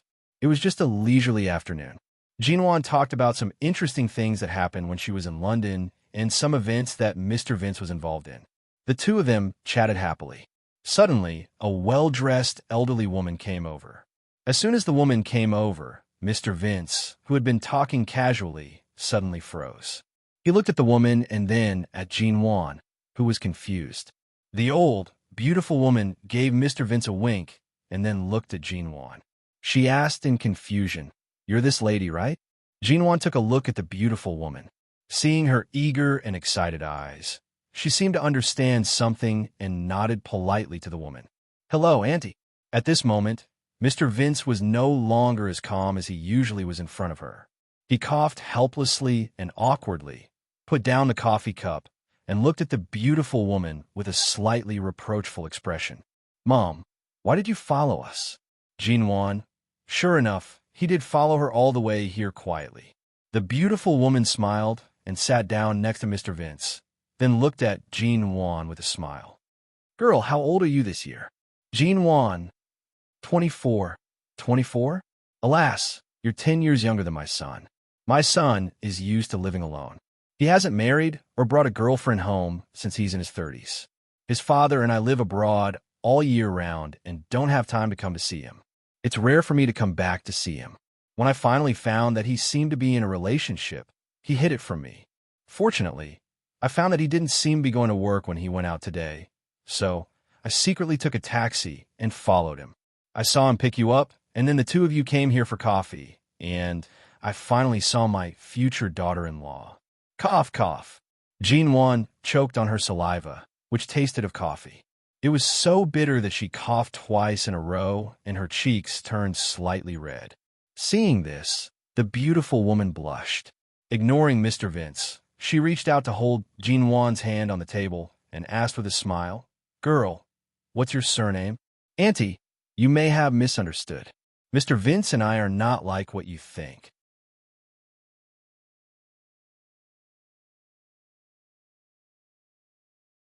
Chapter 452.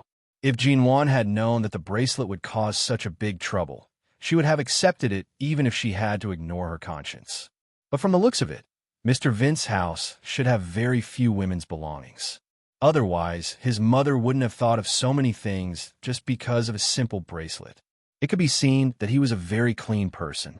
Xiao Tian always said that she should have such a person by her side. Although she really didn't need a relationship, Mr. Vince was really a good man.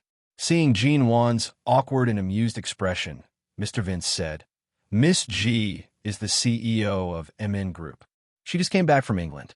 Although we often contact each other, it's not what you think." "Why is it not what I think? If it were another woman, I wouldn't be so sure."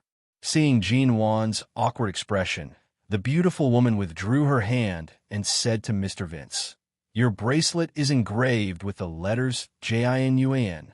You just called her Miss G. Didn't you get to her?" Mr. Vince didn't know whether to laugh or cry. "This is a misunderstanding." "What misunderstanding?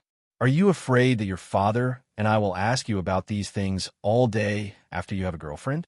"Don't worry, after today, I won't ask anymore. But since we've met, let me get to know this Miss G better." The beautiful woman then looked at Jean Wan with a smile. "Miss G, right?" Jean Wan slightly smiled. "Auntie, you really misunderstood." The beautiful woman clicked her tongue. "You two really have a tacit understanding. My son has never been interested in women.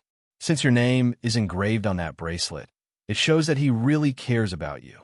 And since you two have your own achievements in your careers, it's good that you can help and support each other. The man is 10 years older than you, and he loves you more. The man is handsome, and the woman is beautiful. You two are really a good match." With that, the beautiful woman took off a green bracelet from her wrist and took Jean Wan's hand to put it on for her. "This is the first time I met you, so I was in a hurry and didn't prepare a gift for you. This jade bracelet is a good thing I got from an antique friend not long ago. It just so happens that you don't wear any jewelry on your wrist.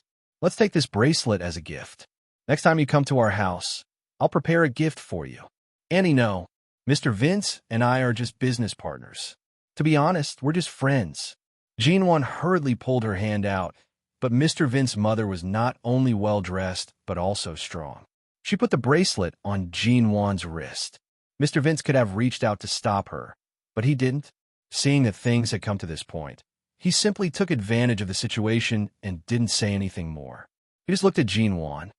Since my mother has given it to you, just take it. It's just an ordinary bracelet. It's not a particularly meaningful or tacky heirloom. It looks good on you. Mr. Vince looked at the green bracelet on Jinwan's slender, white wrist and said with a faint smile, "Yes, I've never seen a young girl look so good on this kind of jade bracelet. Miss G, your skin is really white. It looks good on you." The beautiful woman also had a look of admiration on her face. It was as if this bracelet was enough to ensnare her future daughter-in-law. Jinwan's wrist was indeed very thin. The bracelet was put on easily and taken off quickly. She took it off and put on the table. "Auntie." Jinwan's eyes were gentle, and her voice didn't mean to make the best of a mistake. "My relationship with Mr. Vince is really ordinary. If you insist on doing this, I'm afraid I can't sit here and drink coffee anymore. After all, we are business partners. In the future, we will meet frequently in the business world. It's too embarrassing to mess up our relationship like this." Seeing that Jinwan didn't seem to be joking, the beautiful woman looked at the jade bracelet she put on the table, looked at Jinwan, who was serious and patient enough to explain, and then turned to Mr. Vince. Mr. Vince raised his hand and rubbed between his eyebrows. He didn't know whether it was because of Jinwan's refusal that gave him a headache or because of his mother, but he just said, "Mom, to tell you the truth, I did plan to give the bracelet to her, but if I want her to be my girlfriend, I have to win her heart. I'm still pursuing her, but unfortunately, I haven't won her heart. Miss G is just Miss G, not my girlfriend." The beautiful woman paused. Haven't you won her heart yet?" Mr. Vince spread his hands helplessly. "Your son's charm doesn't work on her. She just wanted to invite Mr. Vince for coffee, but it turned out that such an occasion was really inappropriate for Jinwan." "Auntie, Mr. Vince, you talk. I'm going to the bathroom," Jinwan said politely, picked up her handbag on the table, got up, and walked into the coffee shop. When Jinwan came out of the bathroom, she thought that Mr. Vince and his mother should have explained enough, so she just needed to go back and chat casually. It shouldn't be too embarrassing. Just as she was about to go over, she suddenly saw a figure coming down from the second floor. Behind him were two well-known financial figures in the industry who also came down. How could she meet Mo Jingshin in such a place? Jinwan stood behind a glass wall and didn't go out. She watched the backs of Mo Jingshin and the two financial people walk out of the coffee shop. When they walked to the parking lot, she saw that Shunmu had been waiting there for a long time. At this moment, she caught a glimpse of a familiar black ghost and a black Bugatti parked in an inconspicuous place in the shade of the parking lot. It turned out that they had been here a long time ago, but she hadn't noticed them. Just now, they were upstairs and she was downstairs. Mo Jingshin shouldn't have seen her, right? Jinwan walked out from behind the glass wall. She didn't mean to avoid Mo Jingshin, but she was really unprepared to meet him in this coffee shop. Not to mention the scene just now was really embarrassing. Chapter 453. She glanced at the parking lot and the two cars outside, pulled over a waiter next to her, and asked, "Sir, where were those gentlemen sitting just now?" The waiter looked her up and down. Miss, do you mean Mr. Mo?" Jinwan immediately glanced at the waiter thoughtfully.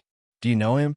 In the past few years, Mr. Mo would often choose to meet with friends or important people here to discuss work.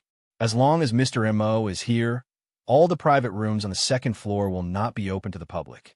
Just now, Mr. Mo was sitting on the second floor railing. He has been there for a long time and just left. The waiter said politely, "Miss, you found it too late. If you wanted to say hello to Mr. Mo, you could have done it 10 minutes earlier, but now he has left." Listening to his words, it seemed that when Mo Jingshin came here, people would often try to find an opportunity to greet him or introduce themselves. This waiter was already used to people like her who were inquiring about Mr. Mo. But at this moment, Jinwan was silently looking in the direction the waiter had pointed out. Wasn't the place on the second floor, right above, where she had just sat? Furthermore, the second floor of the cafe wasn't completely enclosed. From the railings on the second floor, one could have a clear view of all the customers and activities on the first floor. Just now, when she was below them, not only did he see their every move, he probably also heard a lot of their conversation. So he saw everything she said and did to Mr. Vince and Mr. Vince's mother just now. Jinwan looked outside again. Seeing that Mo Jingshan's car had driven away, she returned to the seat in front of Mr. Vince and sat down. Mr. Vince's mother must have felt embarrassed and left when Jinwan went to the bathroom, but the bracelet was still on the table. I'm sorry for what happened just now. When Jinwan sat down, Mr. Vince chuckled. Although I didn't intend to push the boat with the current, fortunately, you didn't fall out with me. Hearing his words, Jinwan didn't say anything more. She just smiled. Annie is very interesting, but you're really old enough to get married. From your words, it seems like you've never intended to be my marriage target. Jinwan had made it clear, but she felt she should emphasize it at this time. You know, I don't intend to think about this for years, Mr. Vince. Since we're sitting here talking about this, let's make it clear. I could be business partners or friends, but I'm afraid I can't have a deeper relationship with you. I hope Mr. Vince can look elsewhere and don't waste your time with me. Mr. Vince looked at her for a while, chuckled, and didn't say more. He gestured for her to put away the jade bracelet on the table. Since my mother has decided to give this bracelet to you, she can't take it back. Take this bracelet. Even to a friend, I should give you some gift occasionally. I didn't even take your bracelet. This bracelet belongs to your mother, so I won't take it back. You better take it back and give it to someone you should give it to. You're always like this. In the past 3 years, I've tried to get closer to you several times in London, but every time I took a step forward, you took a step back. If I get closer to you, I'm afraid you'll avoid me even more. He looked at her face. Jinwan, why do you do this? Since you went to the UK after a divorce, it means that your previous relationship and marriage are over. Why do you keep your relationship empty? If I'm not the type you like, I'll accept it. But you just refuse to let any man get close to you. How can I be reconciled with that? Whether you're reconciled or not, it doesn't matter. Jinwan looked at him, as usual. If you want to continue the dinner tonight, I'd better advise you to regard me as a good friend, Mr. Vince. Otherwise, I'm afraid I'll have to leave before 5 o'clock for dinner. Mr. Vince knew Jinwan's temper. He had been rejected by her countless times and was used to her thorn-like attitude when faced with this kind of question. At this moment, seeing Jinwan so resolute, he looked in her eyes, smiled, and understood why she refused him so bluntly. In fact, Jinwan had wanted to have a good talk with Mr. Vince. In recent years, Mr. Vince had been really good to her, and she didn't want to let him down. But perhaps because Mr. Vince's mother let Jinwan see her true heart, she really refused him in her heart. So there was no need to leave any room for ambiguity. It was almost 5 o'clock when they walked out of the coffee shop. Before Jinwan walked to the parking lot, she subconsciously looked back at the coffee shop behind her. She clearly remembered that Mo Jingshan didn't like to drink coffee. In fact, she didn't like it very much either. However, when she worked in the studio, she often passed by this place and would buy some coffee for her colleagues. She gradually got used to drinking here and gradually became a regular customer. But why did Mo Jingshan come here so often in recent years? In the evening, after dinner in an Italian restaurant, Mr. Vince invited her to go to a movie with him. She could see that Mr. Vince's original purpose today was to promote their relationship, but he was embarrassed by Jinwan. But she still had to carry out the plan. Besides, the theater had been booked. If she didn't go, she would be letting down Mr. Vince's kindness. Anyway, she had said what she should say, so she didn't refuse to go to the movie. There were only 2 people in the VIP theater in the center of High City. Mr. Vince must have asked Secretary Yang for the way to go on a date. When he went in, he bought popcorn and Coke for Jinwan. Jinwan smiled and thanked him. After entering, she focused on watching the movie. The 2 of them sat in their seats and didn't say anything. The movie lasted for 2 hours. It was a good Hollywood blockbuster. When they walked out of the theater, it was already 10 o'clock in the evening.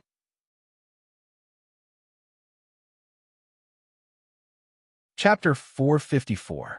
In order to get a kiss, do you have to learn this kind of dating method of eating and watching a movie? This kind of young way is no longer suitable for people of your status. The scene of a general manager of the BGY group, who is worth hundreds of millions of yuan, holding 2 buckets of popcorn and Coke into the cinema. I find it incredible. Jean Wan said as she took out her cell phone to check the time, and her fingers inadvertently touched the photo album. Last time when she accompanied Ji Hongwan to the temple, she took a picture of the so-called perfect long stick she drew with her cell phone. The golden perfect circle fell into her sight. Until now, she hadn't understood what the so-called original life trajectory and the new life trajectory meant, but because the master said the word perfect, she felt it should be a very good sign. So she took a picture of the long stick with her cell phone before leaving. She had planned to find time to ask other people who could interpret the long stick, but after taking the picture, she forgot about it. Now that her fingers inadvertently opened the photo album, she remembered it. Not looking at Jean Wan, who was staring at her cell phone, Mr. Vince sighed with a smile as he drove. The point is that you never accepted all kinds of expensive gifts I gave you. I wondered if you had a more down-to-earth heart, so I tried various ways to win you over. But in the end, it didn't work. Are you very depressed? Jean Wan casually slid her fingers through the photo album and said with a smile. Yes, depressed. At this time, Mr. Vince had parked the car in the parking space downstairs of her apartment. He turned his eyes, looked at the fair little face in the darkness of the car because of the light from the cell phone screen, casually put his hand on the steering wheel, and asked jokingly, So do you want to give me a consolation prize? Jean Wan's mind was still on the long stick in the photo album on her cell phone. For a moment, she didn't know what to say, but instinctively felt that they had arrived home. She raised her eyes from the cell phone and glanced at him. What consolation prize? With that, she looked out again. But I really should thank Mr. Vince for your hospitality today. I'm really ashamed of you to be picked up and escorted by a car. Before Jean Wan could finish her words, she suddenly felt a warmth on her cheeks. She froze, and the brightness of the phone made her face even more obvious. She turned around abruptly and saw that Mr. Vince had already returned to the driver's seat, his hands on the steering wheel, and said with an indifferent and gentlemanly smile, This kind of face-to-face kiss is very common in Western countries. It's not like you haven't seen it in London. I'm not asking for much. Besides, I didn't ask you to reciprocate with the same courtesy. This kind of consolation prize shouldn't be too much. An imperceptible coldness flashed across Ji Nwan's eyes. She immediately turned off her phone, and the anger in her heart was concealed by her calm expression. When she was in England, she had met a man who suddenly hugged her and kissed her on the cheek. But that kind of foreman was really just expressing his courtesy and love. Although Mr. Vince insisted on associating the kiss on the cheek with a kiss on the cheek, Jean Wan thought about it and did not say anything in the end. She put the phone back in her bag and pushed the door open as if nothing had happened. Before getting out of the car, she said, Thank you for today. With that, she closed the door. The car window was suddenly lowered, and Mr. Vince looked at Jean Wan's expressionless face. Are you angry? Jean Wan responded, I'm a little angry, but after all, we are adults. This kind of kiss on the cheek is not taking advantage of me. I can't be angry with you because of this, Mr. Vince. After all, you did help me a lot in London these years. Even if I don't owe you anything, I still have some feelings for you. Mr. Vince could tell from her tone that she was about to fall out with him, but was obviously restraining herself. So he got out of the car and walked up to her. I'm sorry. It's just that you refused me too straightforwardly today. Every man has a desire to conquer. The more you resist, the more instinctively I want to approach you. I was rude just now. It doesn't matter, but I've almost said what I wanted to say today. In the future, we'd better not see each other except for work. He apologized again. Sorry, I can give you time to calm down, but apart from work, I still hope to maintain a friendship with you. This kind of thing won't happen again. It's late. Mr. Vince, go back early. Jean Wan didn't say much, but directly asked him to leave. Mr. Vince knew that she was not making a mountain out of a molehill. It was just that she was too principled in this aspect. If she could be easily approached by anyone, she would have been surrounded by countless men in the past 3 years. He had been careful not to take a step forward for 3 years. Maybe it was because the stars were too beautiful tonight, or maybe it was just because his heart was moved. Just now in the car, He kissed her if he wanted to, but he didn't expect to be treated so coldly. All right. He didn't say more and gave her time to calm down. Before turning back to the car, he thought for a moment and turned back to look at Jean-Juan, who had turned and was about to leave. He wanted to say something, but Jean-Juan had already walked away without looking back. Mr. Vince looked at her back and sighed with a smile. A woman who went to another country because of the failure of her last marriage and had completely closed her heart was really difficult to conquer. But people were such cheap people.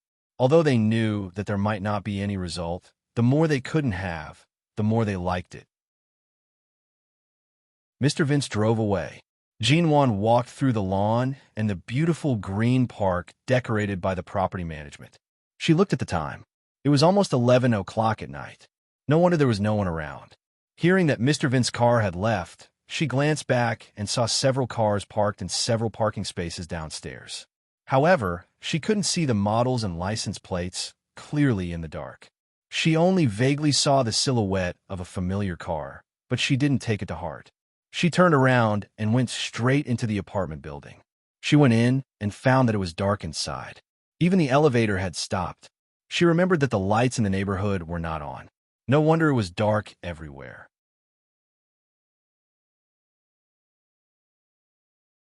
Chapter 455. The property manager said that an emergency repair team had gone over and it was expected to be repaired in an hour, so Jean-Juan hung up the phone. Since it could be repaired in an hour, Jean-Juan planned to wait until it was repaired before going upstairs. But it was already 11 o'clock at night, and there was no one around. Her cell phone had less than 10% of battery left, which was not enough to last for an hour. She lived on the 15th floor. She could climb the stairs, but she would probably be so tired that her legs and stomach would tremble. Standing there for a while, Jean-Juan turned on the flashlight on her cell phone, and with this light and the last few percent of battery left, she went straight into the escalator passage. Fortunately, she was not wearing high heels today. When she climbed to the 8th floor, she stood still and gasped for breath for a while, but she couldn't stop to rest when climbing stairs at such a high speed. If she stopped for a while, it would be harder for her to climb up. She leaned against the railing and panted for a long time before she lifted her heavy feet and continued to walk up. When she reached the 13th floor, Jean-Juan felt that her chest was about to explode. She felt that she might die if she climbed 2 more floors. She gritted her teeth and finally reached the 15th floor. She was so tired that her legs and stomach were trembling, and she staggered weakly to the door of her apartment in the dark. The little battery on her cell phone had been used up after she passed the 10th floor because of the power consumption of the cell phone. She walked up the next few floors in the dark.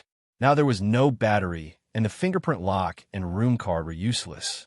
She put her cell phone in her bag, then rummaged back and forth in her bag for a long time before she found the door key in the hidden compartment. She took out the key and was about to open the door when she suddenly smelled a faint smell of smoke. Her hand, which was holding the key, paused. In the darkness, she instinctively looked toward the other side of the staircase. She only saw a red spark flickering on the tip of a person's finger. Someone was actually smoking here in the middle of the night. It was so dark that she couldn't see anything clearly. She could only vaguely see a tall man walking down the escalator between the 15th and 16th floors toward her step by step. Jean-Juan subconsciously clenched the key. She couldn't see anything in the dark, but she had heard of all kinds of robberies or murders in China over the years. It was so late and dark. If she opened the door, she would invite thieves to her home. But the elevator couldn't work without electricity, and the corridor was dark. This apartment had 1 unit per floor, and there was only 1 unit on each floor. There were no neighbors or people who lived opposite her. If something happened to her here, it would be impossible for her to call for help. Boo! Jean-Juan asked coldly to show that she was not to be trifled with. However, the other party didn't seem to be frightened by her at all. She even heard him chuckle, a faint chuckle that came from his chest. She clenched the key in her hand, thought for a while, and was about to ask him what his purpose was. If he wanted money, she could give him some money. After all, it was important to stay alive. In this world, only a fool would try to show off. Whether to call the police or not, she had to save her life first. But before she spoke, she saw the man casually throw the cigarette to the ground, and the spark was trampled out by him. In the empty and quiet escalator passage, there was a hissing sound that made her heart tremble. For a moment, Jinwan wondered if he was a neighbor who had forgotten to bring his keys or someone else. She wondered if she should ask him if he was here to rob her to avoid any misunderstandings. However, the man's figure had approached her in an instant. Just as she was about to cry for help, he pressed her heavily against the door. "What are you doing?" "Help, ugh." The moment her body was imprisoned against the door, her voice was abruptly sealed by the man's kiss before it could make much noise and power. The cool taste mixed with the smell of tobacco immediately sealed her lips. Jinwan's mind went blank. She had just climbed 15 floors and hadn't recovered yet. At this moment, her legs were weak and trembling. She instinctively raised her hand to push him away, but she was firmly pressed by him. The kiss on her lips was so aggressive that she couldn't distinguish it for a moment. Her heart was trembling violently. She was about to defend herself with the method Feng Ling had taught her, but the moment she raised her wrist, the man seemed to have predicted it. He raised one hand to hold her wrist, pressed her hands to her sides, and kissed her lips fiercely. Taking advantage of the time, when she had just climbed up the stairs and was weak, he easily opened her lips. The man's kiss became more and more aggressive, but Jinwan, who had been desperately trying to resist, gradually calmed down. She leaned weakly against the door. At this moment, not only was she so tired that her legs were tangled, but now all the blood in her body was trembling. She was so flustered that she couldn't tell who the man in front of her was. But even if her vision was affected by the smoke, such a kiss, such entanglement, and such a smell were all familiar. She stiffly leaned against the door without moving, but the man kissed her even more fiercely than when she was struggling. It was as though he wanted to bite through her lips and swallow her into his stomach. He kissed her deeply. Jinwan was so tired that even breathing felt pain in her lungs. At this moment, she was deprived of all the air. She was kissed so hard that she saw stars and could barely stand against the door. Seeing that she was no longer struggling, the man firmly nailed her to the door, held her waist with one hand, and fixed her face with the other, not giving her any room to escape. He kissed her wantonly, as if he wanted to make up for all the emptiness in the past 3 years at this moment, until he tasted a trace of blood. He didn't know if his tongue had been bitten by her, or if her lips had been bitten by him, but the moment the faint taste of blood filled their mouths, his kiss became gentler. He slowly absorbed the sweetness in her mouth, as if he was pitying her, but also as if he couldn't control himself. Even if it was blood, he was willing to endure it. Jinwan was kissed until the man finally let go of her lips and pressed his forehead against hers. As if suppressing or restraining himself, he leaned against her and slowly calmed his breathing. Her lips were stained with the coolness of the air in the dark corridor. She could finally breathe.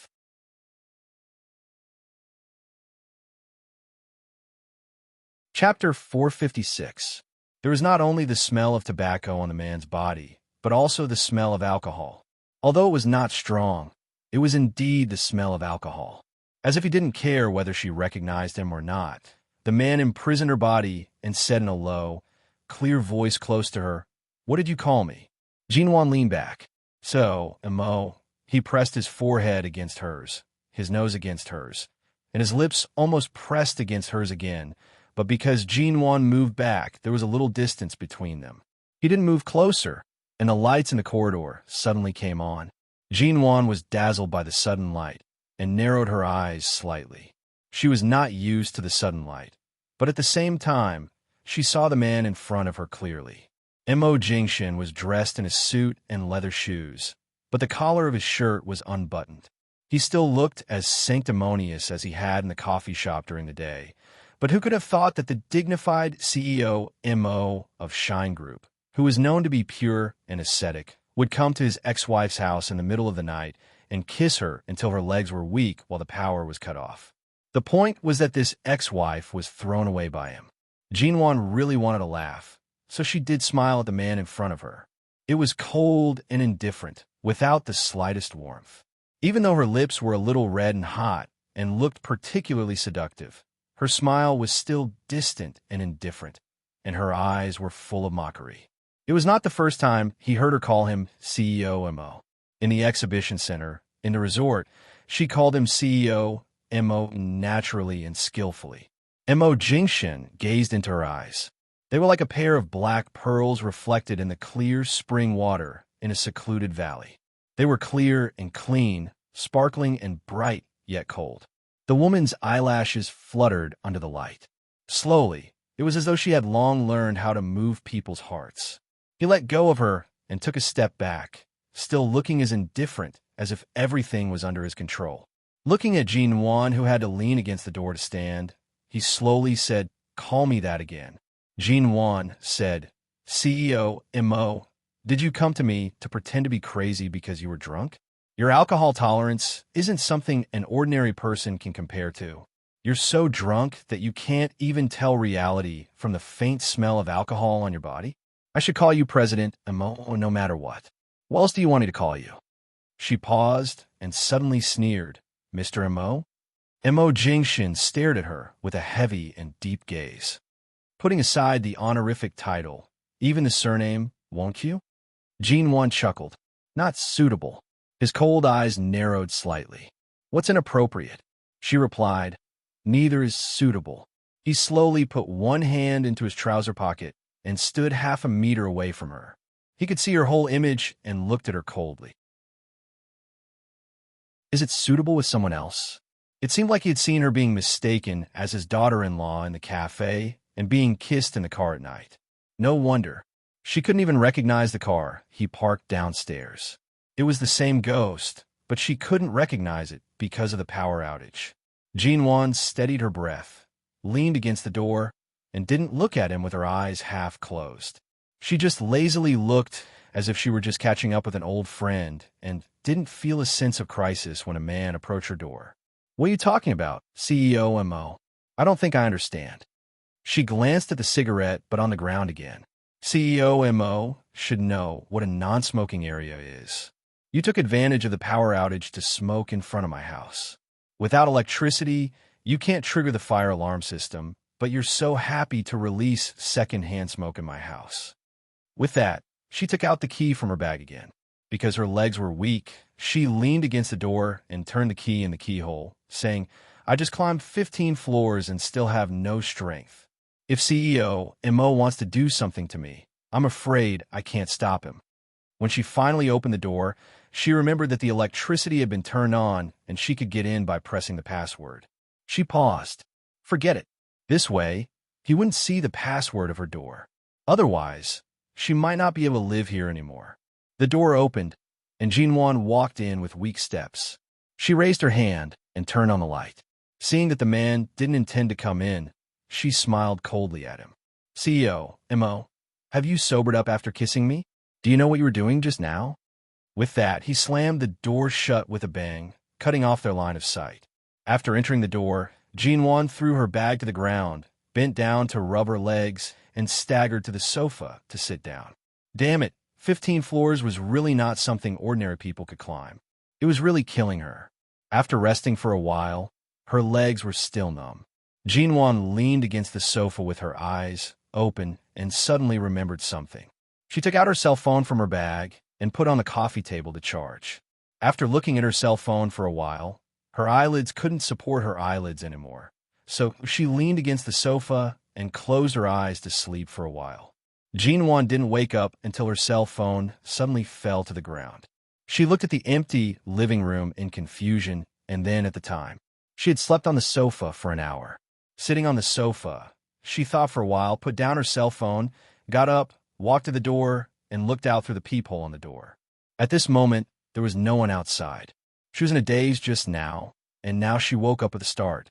For a moment, she even suspected that the Mo Jingshin who appeared in the corridor of her apartment might not be real. But her calves were still numb, which meant that it was true that she had climbed the 15th floor. Jean Wan pushed the door open and looked out.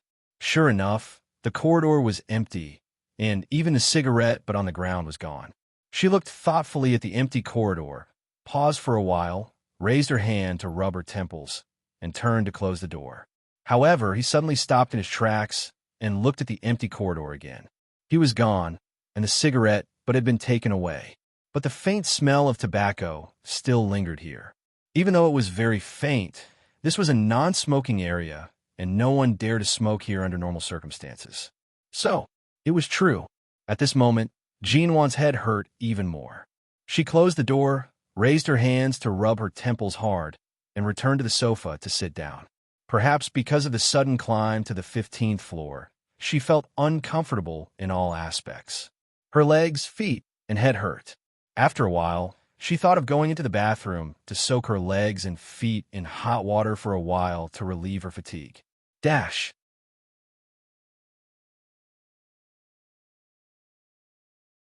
Chapter 457. MN Group recently needed financing for a new project. Although the company had enough funds, Jinwan was determined to get this financing. The real estate studio that Sheng Yihan helped Ji Mingran to open was also interested in this large amount of financing led by KW Finance Center. Now, the real estate industry in High City had been growing. If Ji Mingran could get this money, she would have a little capital to compete with MN Group in the short term. At least in the real estate industry, she could make some profits. It was because Ji Mingran coveted this financing that Jinwan didn't intend to let go of it. A week later, Mrs. Su, the person in charge of KW's financing center, arrived in High City. Ji Mingran got the news from Sheng Yihan, so she made an appointment with Mrs. Su in the name of the Sheng's group. She wanted to have a good chat with Mrs. Su and see if she could get the financing. But what Ji Mingran didn't expect was that Mrs. Su had already told MN Group when she was still abroad and made an appointment with Jinwan on the same day. When she learned that Ji Mingran and Jinwan were sisters, she made an appointment with the three of them to meet at the World Trade Center in High City. Mrs. Su was a woman in her late 50s. She was one of the more famous, successful female entrepreneurs in the financial world. She invited two young girls to go shopping together. Of course, this was the nature of women. No matter how old they were, shopping were the best ways for women to communicate. Jinwan and Mrs. Su had met each other in London, so they were familiar with each other. When she learned that Mrs. Su also invited Ji Mingran to go shopping together, she knew that Mrs. Su wanted to see the difference between the two sisters and who could win her heart. After all, they were in the same industry and the same investment. As long as they could make money, she could invest in either side. Besides, Jinwan was not a person who was particularly short of investment, so Mrs. Su had some considerations. Ji Mingran was different. When she learned that Mrs. Su had invited her and Jinwan to go shopping at the same time, she was furious. She had been suppressed by Jinwan for too long, and she had been humiliated too many times in the resort. This time, she really didn't want to be suppressed by Jinwan again, so she dressed up and had to defeat Jinwan in terms of momentum. However, when they arrived at the World Trade Center, Ji Mingran was afraid that she would be late, so she arrived an hour early. Before Mrs. Su arrived, she went shopping and bought a watch worth more than 1 million yuan to give to Mrs. Su. Finally, at the appointed time, Ji Mingran went to the shopping center to wait, only to see Jinwan and Mrs. Su getting out of the car. Ji Mingran came with Mrs. Su to ask for financing, but she came in Mrs. Su's car. Ji Mingran took a deep breath. When Jinwan and Mrs. Su got out of the car, she hurriedly greeted them with a smile. "Hello, Mrs. Su. I'm Ji Mingran, the head of Mingran Studio under the Sheng Corporation. This is the first time we meet. I've been waiting for you. I didn't expect you to come on time, Mrs. Su." Mrs. Su took a look at her, smiled kindly, and turned to Jinwan, who came with her. "I went to the financial building in the morning for a meeting and happened to meet CEO G. CEO G reminded me that I had an appointment here this afternoon, so I came with you. Otherwise, with my bad memory, I guess you'd have to wait for a long time." Ji Mingran kept smiling. "Really? I was wondering why CEO G came in Mrs. Su's car. I was wondering why she didn't drive her own car." Jinwan didn't deliberately walk around Mrs. Su. After walking up the marble steps in front of the shopping center, she looked at Ji Mingran's clothes and said, "Mingran, since you're wearing all your belongings, aren't you?" On such a hot day, you've even put on a Chanel coat? Do you have any misunderstanding about this 35-degree weather? Mrs. Su also smiled and looked at Ji Mingran. After all, she didn't know Ji Mingran very well. She just thought they were teasing each other, so she gave Ji Mingran a way out. Miss Mingran, are you afraid of the sun? Are you allergic to ultraviolet rays? Is that why you wear a coat in such a hot day? Ji Mingran saw the way out and immediately followed. I'm really afraid of the sun, but I don't dare to show it like CEO G. I've been sunburned before, so every time it comes to this kind of weather, I'll wear more. Mrs. Su nodded and invited them into the shopping center with a smile. Let's go in first. It's really hot outside. You'll feel more comfortable in the air conditioner.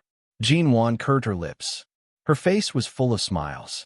Ji Mingran took Mrs. Su's arm and walked in, saying, "Is this the first time you've come to High City, Mrs. Su?" "No, I've been here once when I was young.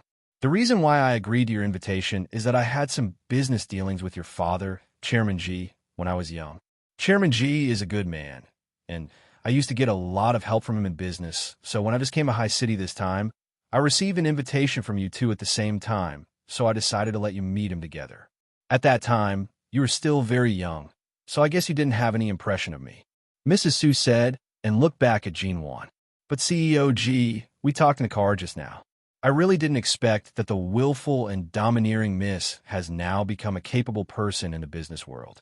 When I saw you in the financial building today, I was surprised and marveled at the changes that time has left in people."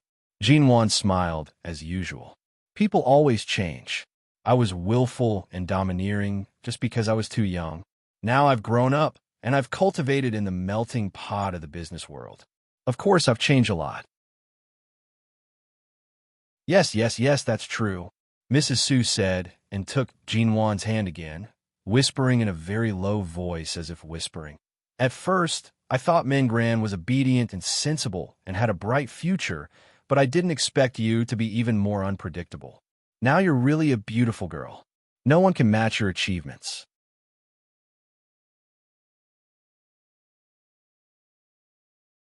Chapter 458. Seeing that Ji Mingran had directly led the topic to investment, Mrs. Su glanced at her with a smile. "Since you are also in this industry, why don't you think about supporting MN Group with your sister? By the way, Chairman Ji is getting old. You will inherit the family business sooner or later. Now CEO G has the MN Group, so she can't leave it. In the future, the G's group will fall into your hands, right? If Ji Hongwen really planned to give everything of the Ji family to Ji Mingran, she wouldn't have to follow Sheng Yihan around every day, nor would she have to look for investments."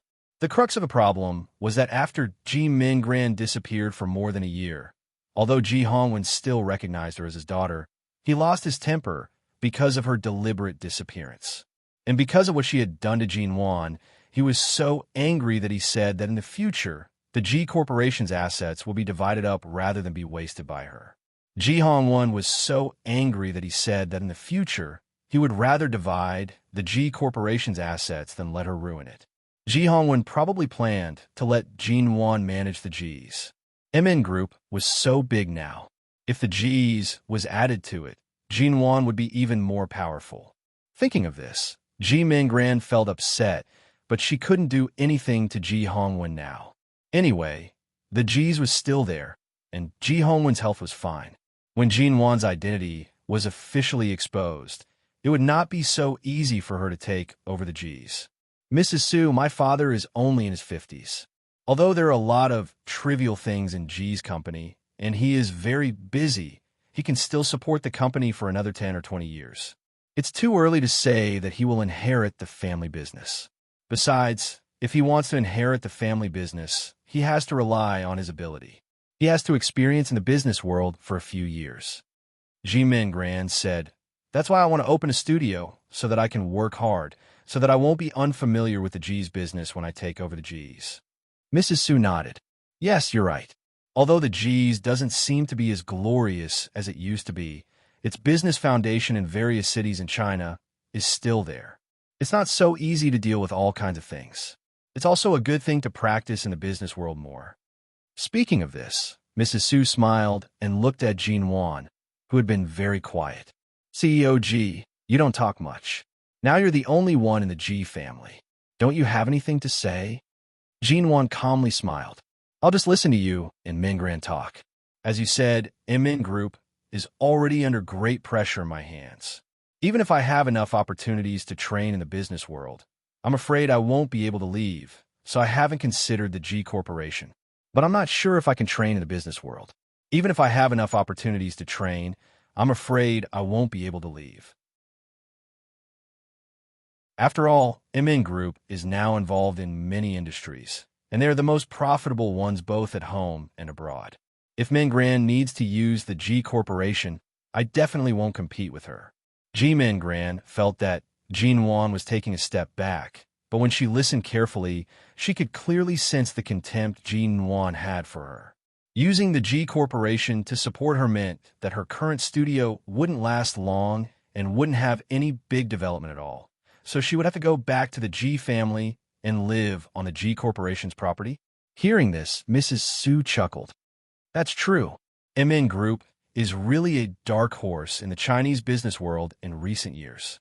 CEO G has dominated the internet technology industry and the real estate industry in recent years, which shows that you have a good eye for business opportunities. I'm very confident in Immerse Group. Ji Mingran had a bad feeling when she heard this. She hurriedly took out a delicate square box from the boutique bag she had been carrying in her hand and said with a smile, Mrs. Su, I was too busy chatting just now and almost forgot that this is a gift for me on behalf of our studio. Oh, a gift? Mrs. Su looked at Ji Mingran with a kind smile. You're too polite. Why do you give me a gift? As soon as Mrs. Su's voice fell, Ji Mingran had opened the box. Inside was a Patek Philippe watch that had recently been on the market, which was very delicate and expensive.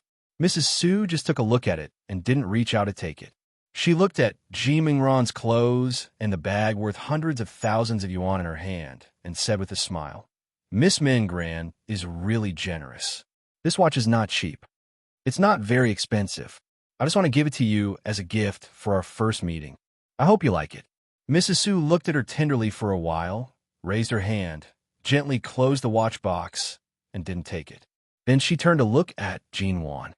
Both of you came to talk to me about investment today, but I led you to talk about the old days. Let's go upstairs and have a good talk with me. Jinwan nodded. Jinwan nodded and made a pleased gesture, letting Mrs. Su enter the elevator first.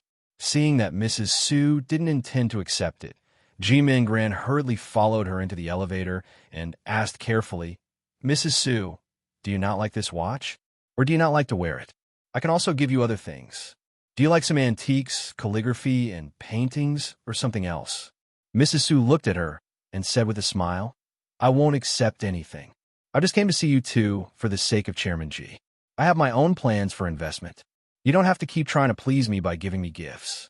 Since the studio is so short of investment, you'd better return this watch worth more than 1,000,000 yuan. There's no need to be so generous. Don't embarrass yourself. Ji Mingran's expression froze. Jinwan glanced at her and said indifferently, Mrs. Su, what you mean is, since you're here to ask for investment on behalf of the studio, what you should do is to explain the strength of your studio clearly.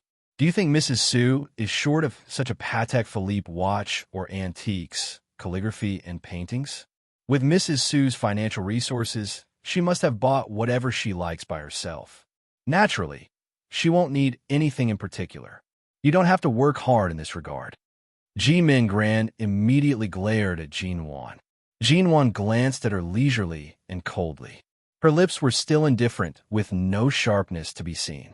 But seeing that Mrs. Su didn't refute Jinwan's words, Ji Mingran clenched the bag in her hand, slowly put down her hand, and gave up the plan to continue sending gifts. You're tuning in to the Romance Rendezvous YouTube channel. We're so grateful for your support, and don't forget to subscribe to join us on this incredible journey through captivating stories. Your generosity through donations truly makes a world of difference, as it's the primary source of revenue that allows me to expand and enhance this channel for you. Thank you from the bottom of my heart for being a part of this adventure.